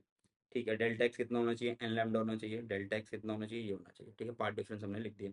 एन की वैल्यू तुम्हें सारी मैंने बता रखी है कि भाई डेल्टा एक्स के केस में एन क्या होगा, ये देखो, ये रहा और ये रहा। ठीक है, ठीक है भैया। इवन आप यहाँ पे जीरो भी लिख सकते हो, इवन आप यहाँ पे जीरो भी लिख सकते हो, जीरो भी लिख सकते हो। ठीक है, जीरो भी लिख सकते हो। ठीक है, मैं भी बताऊंगा क्यों लिख सकते हो। क्लियर है, चलो जी, अब आगे बढ़ते हैं, अब आगे बढ़ते हैं, यहाँ पे आ जाओ। हाँ, यहाँ पे आ जाओ। ये सारी चीज़ें मैंने तुम्हें पहले ग्राफ्स जो है पहले बना के रखे हैं ताकि तुम्हारे काम आ जाए। चलो जी, अब ध्यान से देखना। अब यहाँ पे क्या है ना कि सारे एंगल जो होते हैं ना वो बड़े स्मॉल होते हैं। तो यहाँ पे अगर एंगल्स जो है, मैं यहाँ पे लिखता हूँ, एक बात लिखता हूँ भाई, यहाँ पे जितने एंगल्स हैं, angles are very small, very small. ठीक है, तो इसका मतलब जो साइन थीटा है वो किसके बराबर होगा भाई, टेन थीटा के बराबर होगा, यस और नो। ठीक है, और टेन थीटा फिर हम यहाँ से कैसे निकाल लेंगे, तो वो किसके बराबर हो जाएगा भाई, बताओ, बताओ जल्दी से। क्या मैं इसको थीटा भी लिख सकता हूँ, यस और नो भाई, क्या मैं इसको थीटा भी लिख सकता हूँ। तो इनकी वैल्यू किसके बराबर आने वाली है, थीटा क्या होता है, परपेंडिकुलर बाय हाई बेस, तो परपेंडिकुलर। अगर ये थीटा है तो भाई ये रहा वाई और ये रहा डी, तो मतलब यहाँ पे आप वाई बाय कैपिटल डी लिख सकते हैं। क्या लिख सकते हैं, वाई बाय कैपिटल डी लिख सकते हैं। ठीक है, तो इसका मतलब ये हुआ, मैं यहाँ पे एक और रिलेशन बना लूंगा, N lambda is equal to D sine theta is equal to tan theta, tan theta is equal to theta, तो उसकी वैल्यू कितनी है, वाई बाय, इसको ऐसे लिख लो, small y capital, sorry small y small d by capital D. ठीक है, अब वाई हम निकाल लेते हैं, ये आ गया N lambda capital D by small D, और ये होता है position of the nth bright fringe, position of, position of nth bright fringe. ठीक है, position of nth bright fringe, clear है, समझ में आ रही है चीजें, आगे बढ़े, चलो जी, अब आगे बढ़ते हैं, अब आगे बढ़ते हैं, अब आगे बढ़ते हैं, नेक्स्ट इधर आ जाओ। सेम इसके केस में हम कर सकते हैं 2n - 1 λ/2, डी आ गया यहाँ पे, और sine theta is equal to tan theta, tan theta is equal to theta, और थीटा की value is small Y by capital T. तो वाई निकाल लो यहाँ से, कितना होगा, ये होगा आप लोगों के पास 2n - 1 lambda capital D by small D, और नीचे टू भी है भाई साहब। ठीक है, नीचे टू भी है। ओके, तो ये है आप लोगों के पास भाई condition for maximum, condition for minimum आप लोगों के पास। अब ध्यान से सुनना, अब ध्यान से सुनना। अब यहाँ पे ये तो पोजीशन आ चुकी है, एनथ डार्क में बोल दूं इसको, और ये एनथ ब्राइट बोल सकता हूँ। ठीक है, nth dark, nth bright. Okay, चलो जी, इतनी बात तो हमें समझ में आ चुकी है। अब हम यहाँ पे ना ये देखेंगे कि भाई कौन कहाँ पे बन रहा है, कौन कहाँ पे बन रहा है। देखो अब ध्यान से, अगर मैं यहाँ पे एक स्लाइड और ऐड करूँ और दोनों, ये एनथ ब्राइट की बात करूँ, जो कि कितना है, जो कि है N lambda capital D by small D है। ठीक है, यही है। ठीक है, चलो जी, अगर मैं यहाँ पे अब बात करूँ किसकी, एनथ डार्क की, तो वो कितना है, 2n - 1 लैम्डा बाई टू, और capital D by small D है, यही है, capital D by small D है। ठीक है, चलो जी, अब ध्यान से देखना कि अगर मैं एन की वैल्यू क्या रखता हूँ, क्या रखता हूँ भाई साहब, जीरो रखता हूँ। एन की वैल्यू अगर मैं क्या रखता हूँ, जीरो रखता हूँ, तो क्या मुझे वहाँ पे ब्राइट मिलेगा, यस मिलेगा। भाई देखो ना, यहाँ से लाइट चली, यहाँ से इधर भी तो जाएगी, इस वाले रीजन में भी तो एंटर करेगी लाइट। ठीक है, अभी डिफ्रैक्शन समझेंगे तो ज़्यादा अच्छे से समझ में आएगा।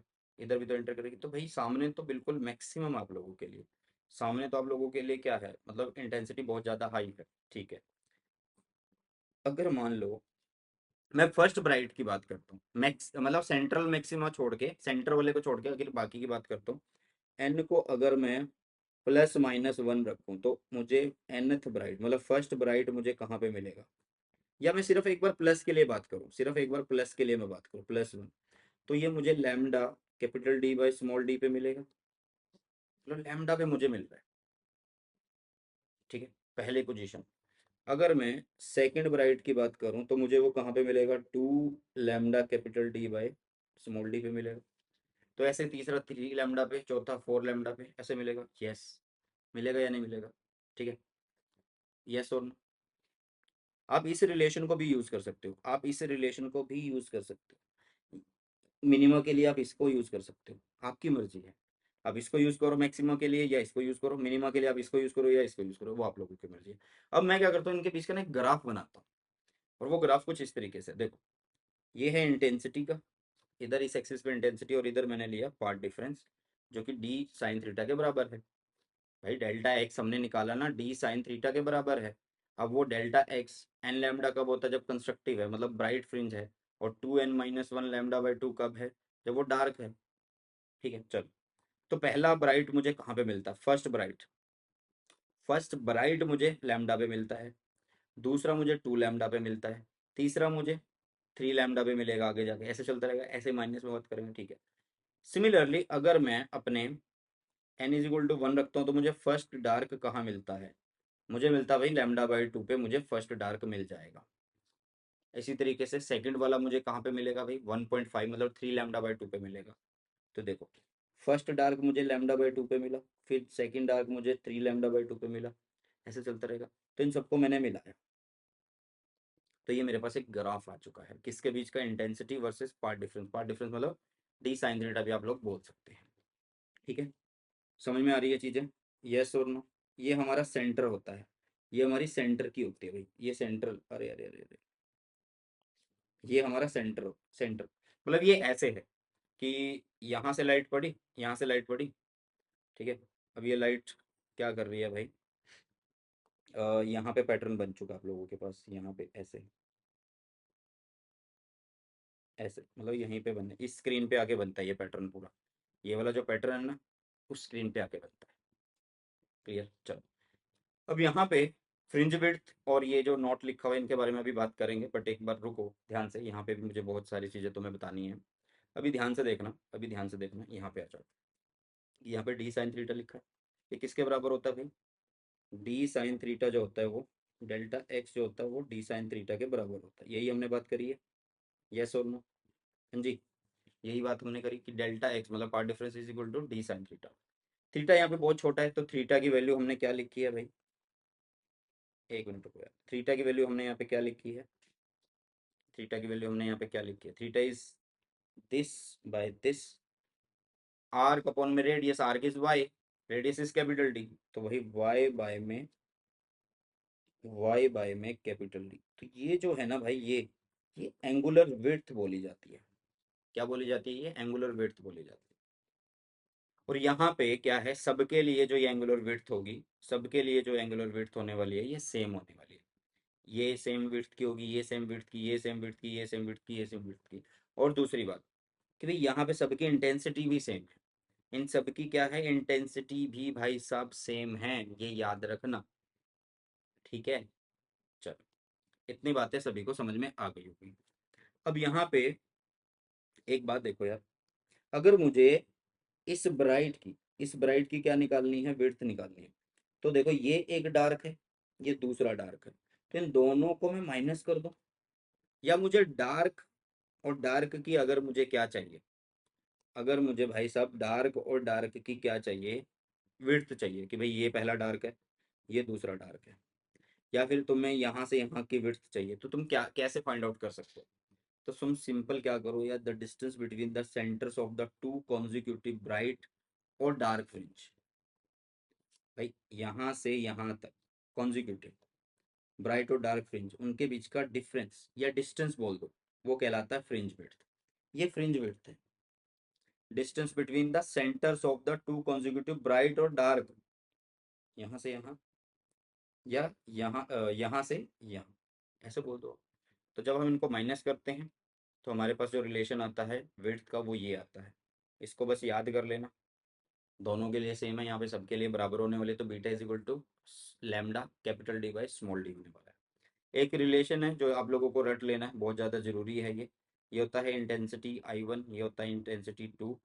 ये है I1, मतलब I1 का जो एम्पलीट्यूड है वो A1 है, A1 का स्क्वायर ये A2 का स्क्वायर, ये W1 और W2 क्या है, ये विड्थ है, width of slits, width of slits.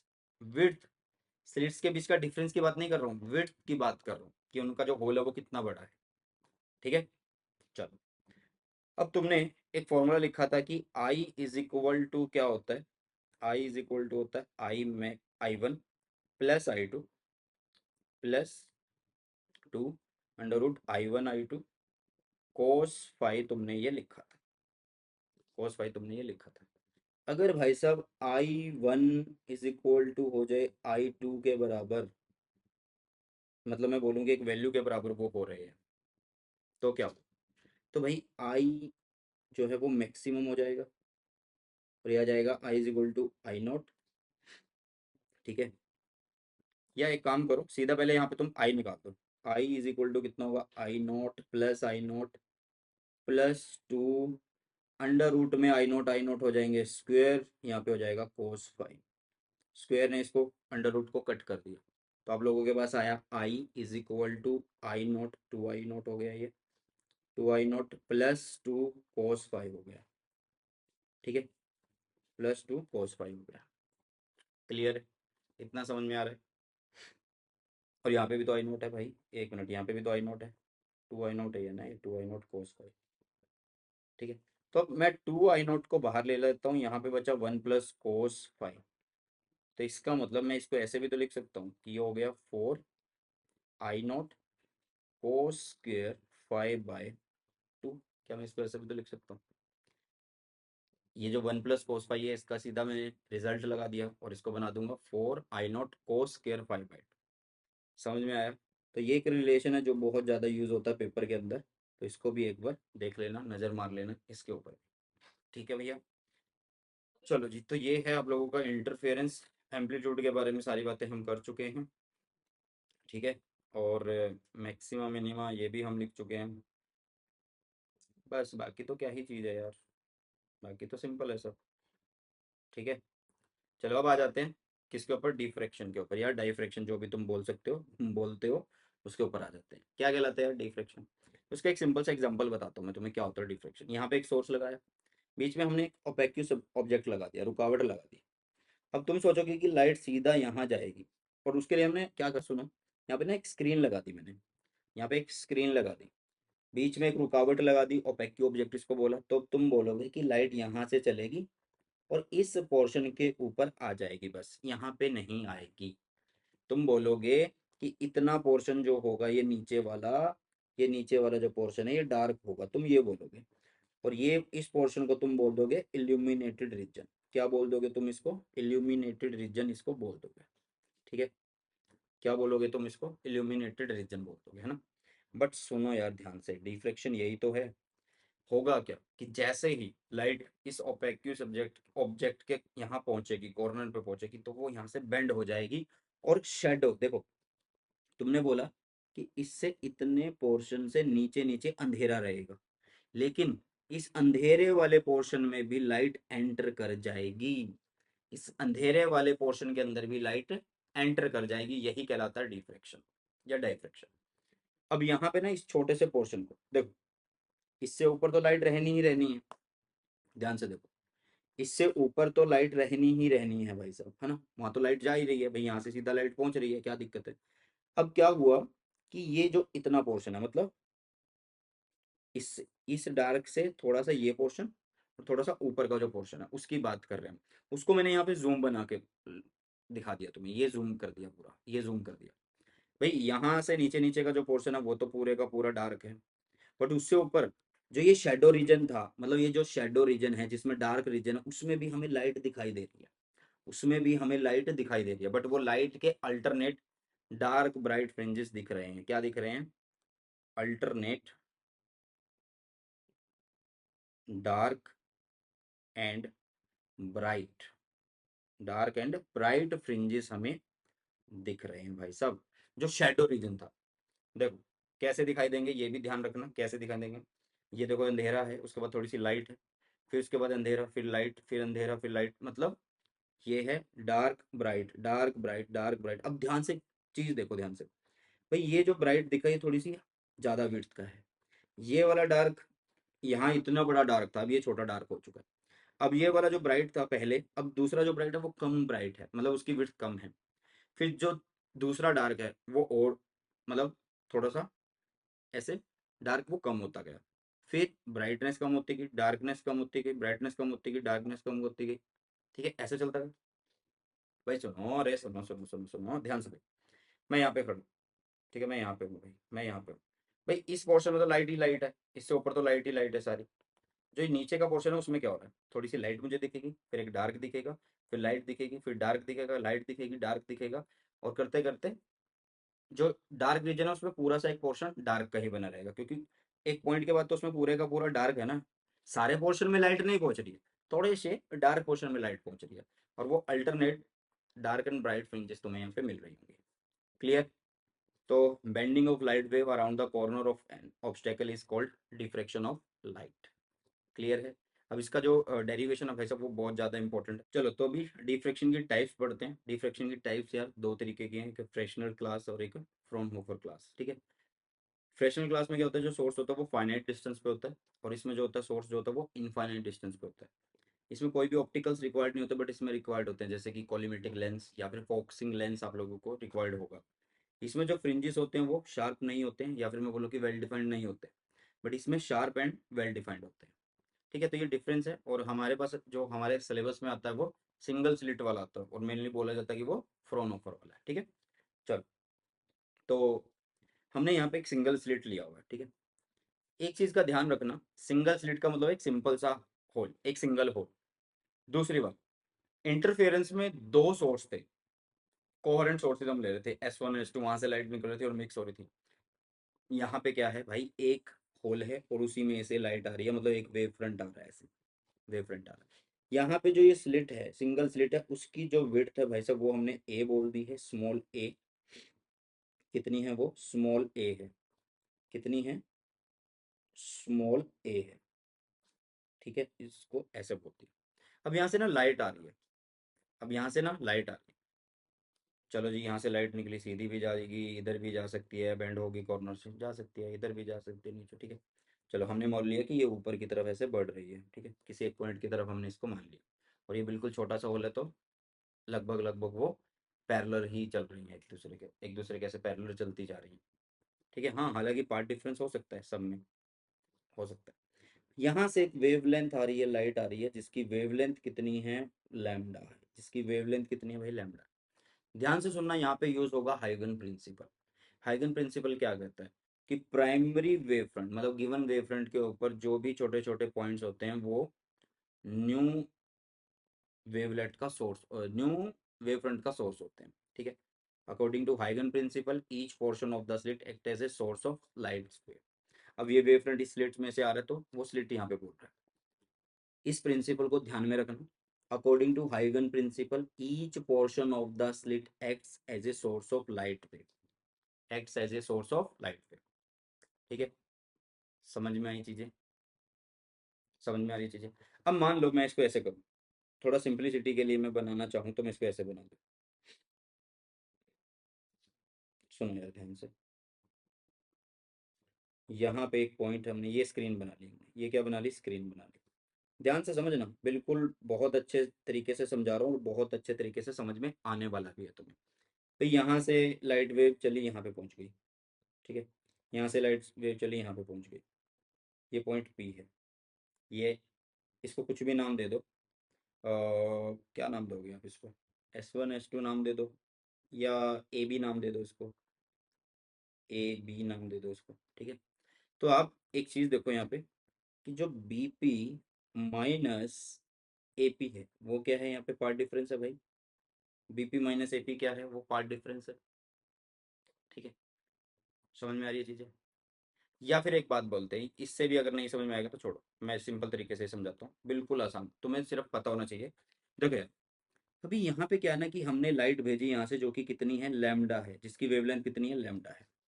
अब हम क्या करते हैं भाई, इसको दो पार्ट में डिवाइड कर देते हैं, इक्वल पार्ट में इसको डिवाइड कर देते हैं, इस स्लिट को इक्वल पार्ट में डिवाइड कर देते हैं, मतलब a/2 इसकी लेंथ होगी स्लिट की और a/2 इसकी लेंथ होगी स्लिट की। तो इसमें से जाने वाली लाइट की भी वेवलेंथ λ/2 λ/2 हो गई। ठीक है, कितनी हो गई, λ/2 λ/2 हो गई। अब ध्यान से देखना, इसमें क्या होगा कि ये एक पार्ट हुआ स्लिट का, ये दूसरा पार्ट हुआ स्लिट का। ठीक है, अब इसमें हम ये बोल सकते हैं कि भाई इधर वाले जो रेज होंगी वो इधर वाले रेज से कैंसल हो जाएंगे। भाई इधर वाली जो रेज हैं इधर वाली रेज से कैंसिल हो जाएंगे। कहने का मतलब, अगर मैं फर्स्ट रे की बात करूं तो फर्स्ट रे को यार इस सेक्शन के ऊपर जो थर्ड रे पड़ रही है, दूसरे सेक्शन में जो थर्ड रे पड़ रही है वो इसको कैंसिल कर देगी, क्योंकि दोनों के बीच में जो पाथ डिफरेंस आ रहा है, दोनों के बीच में जो पाथ डिफरेंस आ रहा है वो λ/2 का आ रहा है। दोनों के बीच में जो पाथ डिफरेंस है वो λ/2 का है।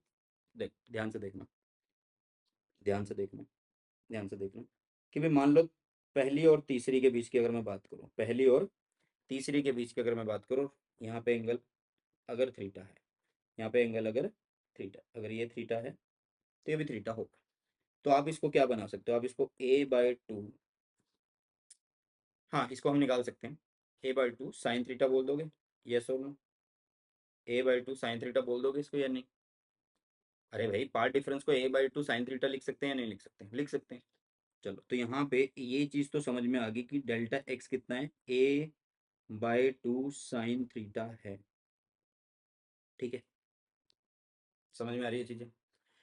अब यहाँ से जो लाइट रे चलेगी ये, और ये थ्री वाली जो है भाई, ये दोनों जो हैं एक दूसरे के 180 फेस में हैं, क्योंकि इनकी पाथ डिफरेंस जो वो λ/2 का है, क्योंकि इधर इतने पोर्शन से आने वाली जो लाइट है वो λ/2 की है, इतने पोर्शन से आने वाली जो लाइट है वो λ/2 की है, वो एक दूसरे को कैंसिल करेंगे, वो एक दूसरे को क्या कर देंगे, कैंसिल कर देंगे। तो इसका मतलब ये हुआ, इसका मतलब ये हुआ, इसका मतलब ये हुआ कि भाई अभी इसके केस में, इसके केस में कि भाई इस रे में और इस रे में जो पार्ट डिफरेंस है वो कितना है, λ/2 का है, तो λ/2 is equal to a/2 sine theta, हम ये बोल दें, मतलब 2 से 2 कैंसिल, तो लैम्डा की वैल्यू कितनी आ रही है, a साइन थीटा आ रही है या नहीं आ रही है। और ये जो a साइन थीटा है भाई साहब, ये हमारा फर्स्ट डार्क है, ये क्या है हमारा, फर्स्ट डार्क है, यस और नो, समझ में आ रही है चीजें। ये क्या है भाई साहब, हमारा फर्स्ट डार्क है, क्योंकि आपने सोर्स को दो पार्ट में डिवाइड कर दिया, मतलब जो पूरा एक सोर्स आ रहा था, स्लिट आ रही थी, उसको दो पार्ट में डिवाइड कर दिया, एक π/2, सॉरी λ/2 λ/2। तो λ/2 में जो पहला वो वन रे है, तीसरे का जो वन रे है, मतलब सेकंड वाले का जो तीसरा रे है, उन दोनों के बीच में जो पार्ट डिफरेंस आ रहा है वो λ/2 का आ रहा है। तो इसका मतलब वो 180 फेस में हो गए ना एक दूसरे से, वो 180 पे हैं, तो एक दूसरे को कैंसिल करेंगे, एक दूसरे को कैंसिल कर देंगे। तो आप लोगों के पास वैल्यू आने वाली है भाई साहब ये λ = a साइन थीटा। आपने इसको दो पार्ट में डिवाइड कर दिया। सिमिलरली आप इसको चार पार्ट में डिवाइड कर दो, सिमिलरली आप इसको चार पार्ट में डिवाइड कर दो, फिर क्या आएगा, 2λ = a साइन थीटा आ जाएगा। सिमिलरली आप इसको छः पार्ट में डिवाइड कर दो तो 3λ = a साइन थीटा आ जाएगा। तो भाई साहब ये चलता रहेगा, ये कहानी चलती रहेगी, ये कहानी चलती रहेगी, और ये डार्क के लिए होती है। ये किसके लिए होती है भाई साहब, डार्क के लिए होती है। क्लियर है, क्लियर, यस और नो, फटाफट से एक बार बता दो यार, जल्दी से सब बच्चे। देखो, अब अगर मैं एक ग्राफ बनाना चाहूँ, अगर मैं एक ग्राफ बनाना चाहूँ जस्ट लाइक दिस, तो ग्राफ देखो क्या है कि पहले मुझे जो डार्क है वो कहाँ मिल रहा है, पहला डार्क मुझे लैम्डा पे मिल रहा है, दूसरा मुझे 2λ पे मिल रहा है, तीसरा मुझे 3λ पे मिलेगा, फिर 4λ पे मिलेगा, ऐसे चलता जाएगा। तो कहीं ना कहीं उनके बीच में मुझे ब्राइट मिलेगा। देखो यार देखो, भाई यहाँ पे फर्स्ट डार्क है, ये सेकंड डार्क है, तो इनके बीच में कहीं ना कहीं मुझे ब्राइट मिलेगा ना, तो ये कौन है बीच वाला, 1.5 है। तो इसका मतलब अगर हम देखें ब्राइट के लिए, अगर हम देखें किसके लिए, ब्राइट के लिए, तो ब्राइट के लिए यार तुम ये बोल सकते हो कि यहाँ पे ये कुछ ऐसा हो जाएगा, 3 लैम्डा/2 is equal to A sine theta. 3 लैम्डा/2 is equal to A sine theta. Yes और नो, है ना। तो मतलब यहाँ पे तुम ये बोल सकते हो कि ये n lambda is equal to A sine theta है, n lambda is equal to A sine theta है डार्क के लिए, डार्क के लिए। और यहाँ पे आप लोग बोल सकते हो कि ये कितना है, ये है 2n+1 अपॉन 2, या ऐसे लिखो λ/2 लिखो, और यहाँ पे लिख दो ए साइन थीटा। दिख रहा है ना, ए साइन थीटा। और n की वैल्यू इस, ये शुरू होगी आप लोगों की 1 से, 1 से नहीं, हाँ 1 से शुरू होगी ना, 1 2 3 4, क्योंकि 1 अगर हो रहा है तो 1.5 पे तो मिल ही रहा है ना। हाँ 1.5 पे हमें ब्राइट मिल रहा है, फर्स्ट ब्राइट मिल रहा है। तो भाई साहब ये ब्राइट की कंडीशन है, ये डार्क की कंडीशन। क्लियर, समझ में आया या नहीं आया, जल्दी से बता दो। ठीक है, क्योंकि भी हमने सोर्स को 2 पार्ट में डिवाइड कर लिया। अब बाद में अगर हम इसको 4 पार्ट में डिवाइड कर दें, मतलब ये 1 2 3 और ये 4, ठीक है, ऐसे मतलब λ/4, λ/4, λ/4, λ/4 ऐसे डिवाइड कर लेंगे इसको। तो फिर हम ऐसे करते करते पता लगेगा कि वो डार्क है आप लोगों के पास। ठीक है बेटा जी। तो ये होता है आप लोगों के पास डार्क और ब्राइट का तरीका। सिमिलरली आप एंगुलर सेपरेशन यहाँ पे लिख सकते हैं। सिमिलरली क्या लिख सकते हैं, एंगुलर सेपरेशन आप यहाँ पे लिख सकते हैं, जिसको हम लिखते हैं, देखो लैम्डा इज इक्वल टू कितना है भाई साहब, लैम्डा इज इक्वल टू है ए साइन थीटा, ए साइन थीटा। थीटा यहाँ पे बहुत ज़्यादा स्मॉल है, तो आप यहाँ पे लिख सकते हैं कि lambda is equal to theta a, मतलब थीटा इज इक्वल टू λ/में ए। ठीक है, ओके, यस और no. Theta is equal to λ/ए, ये है हमारा एंगुलर विड्थ बोल सकते हो। क्या बोल सकते हो, एंगुलर विड्थ बोल सकते हो। बट जो सेंट्रल होता है ना, जो आप लोगों का सेंट्रल मैक्सिमम होता है, ये वाला, ये 2 टाइम्स होता है भाई। ये वाला जो होता है ना, ये 2 टाइम्स होता है, ये टू टू टाइम्स होता है, 2 टाइम्स। बाकियों की विड्थ बराबर होगी, बट इसकी 2 टाइम्स होगी। एक और खास बात का ध्यान रखना, यहाँ पे इंटेंसिटी घटती चलती है। यहाँ पे इंटेंसिटी क्या होती है, घटती चलती है। सेंटर वाला डबल होता है, सेंटर वाला जो होता है भाई वो डबल होता है। क्लियर, एंगुलर वेट समझ में आ गई, ये समझ में आ गया। ठीक है, तो भाई ये है डिफ्रैक्शन। हालांकि सिलेबस में सिर्फ लिखा हुआ है कि आप लोगों को कोई डेरिवेशन नहीं करनी, इसकी सिर्फ क्वालिटेटिव स्टडी करनी है। फिर भी मैंने आप लोगों को बिल्कुल डिटेल में समझा दिया। तो कैसी लगी वीडियो कमेंट सेक्शन में ज़रूर बताना। और जो ये नोट्स हैं भाई साहब, ये आप लोगों को मिल जाएंगे आप लोगों के और टेलीग्राम चैनल का लिंक मैंने सबसे स्टार्टिंग में तुम्हें दे दिया था, तो वहाँ पे आप लोग चेक कर सकते हैं। ठीक है, आई होप मतलब मेरी तरफ से आप लोगों की हेल्प हो रही है। अगर हेल्प हो रही है तो भाई साहब अपने सभी फ्रेंड्स के साथ शेयर जरूर करना। इसी के साथ इस वीडियो इस सेशन को करते हैं समाप्त। मिलते हैं जल्दी से नए सेशन में। सो बाय, टेक केयर, जय हिंद, वंदे मातरम।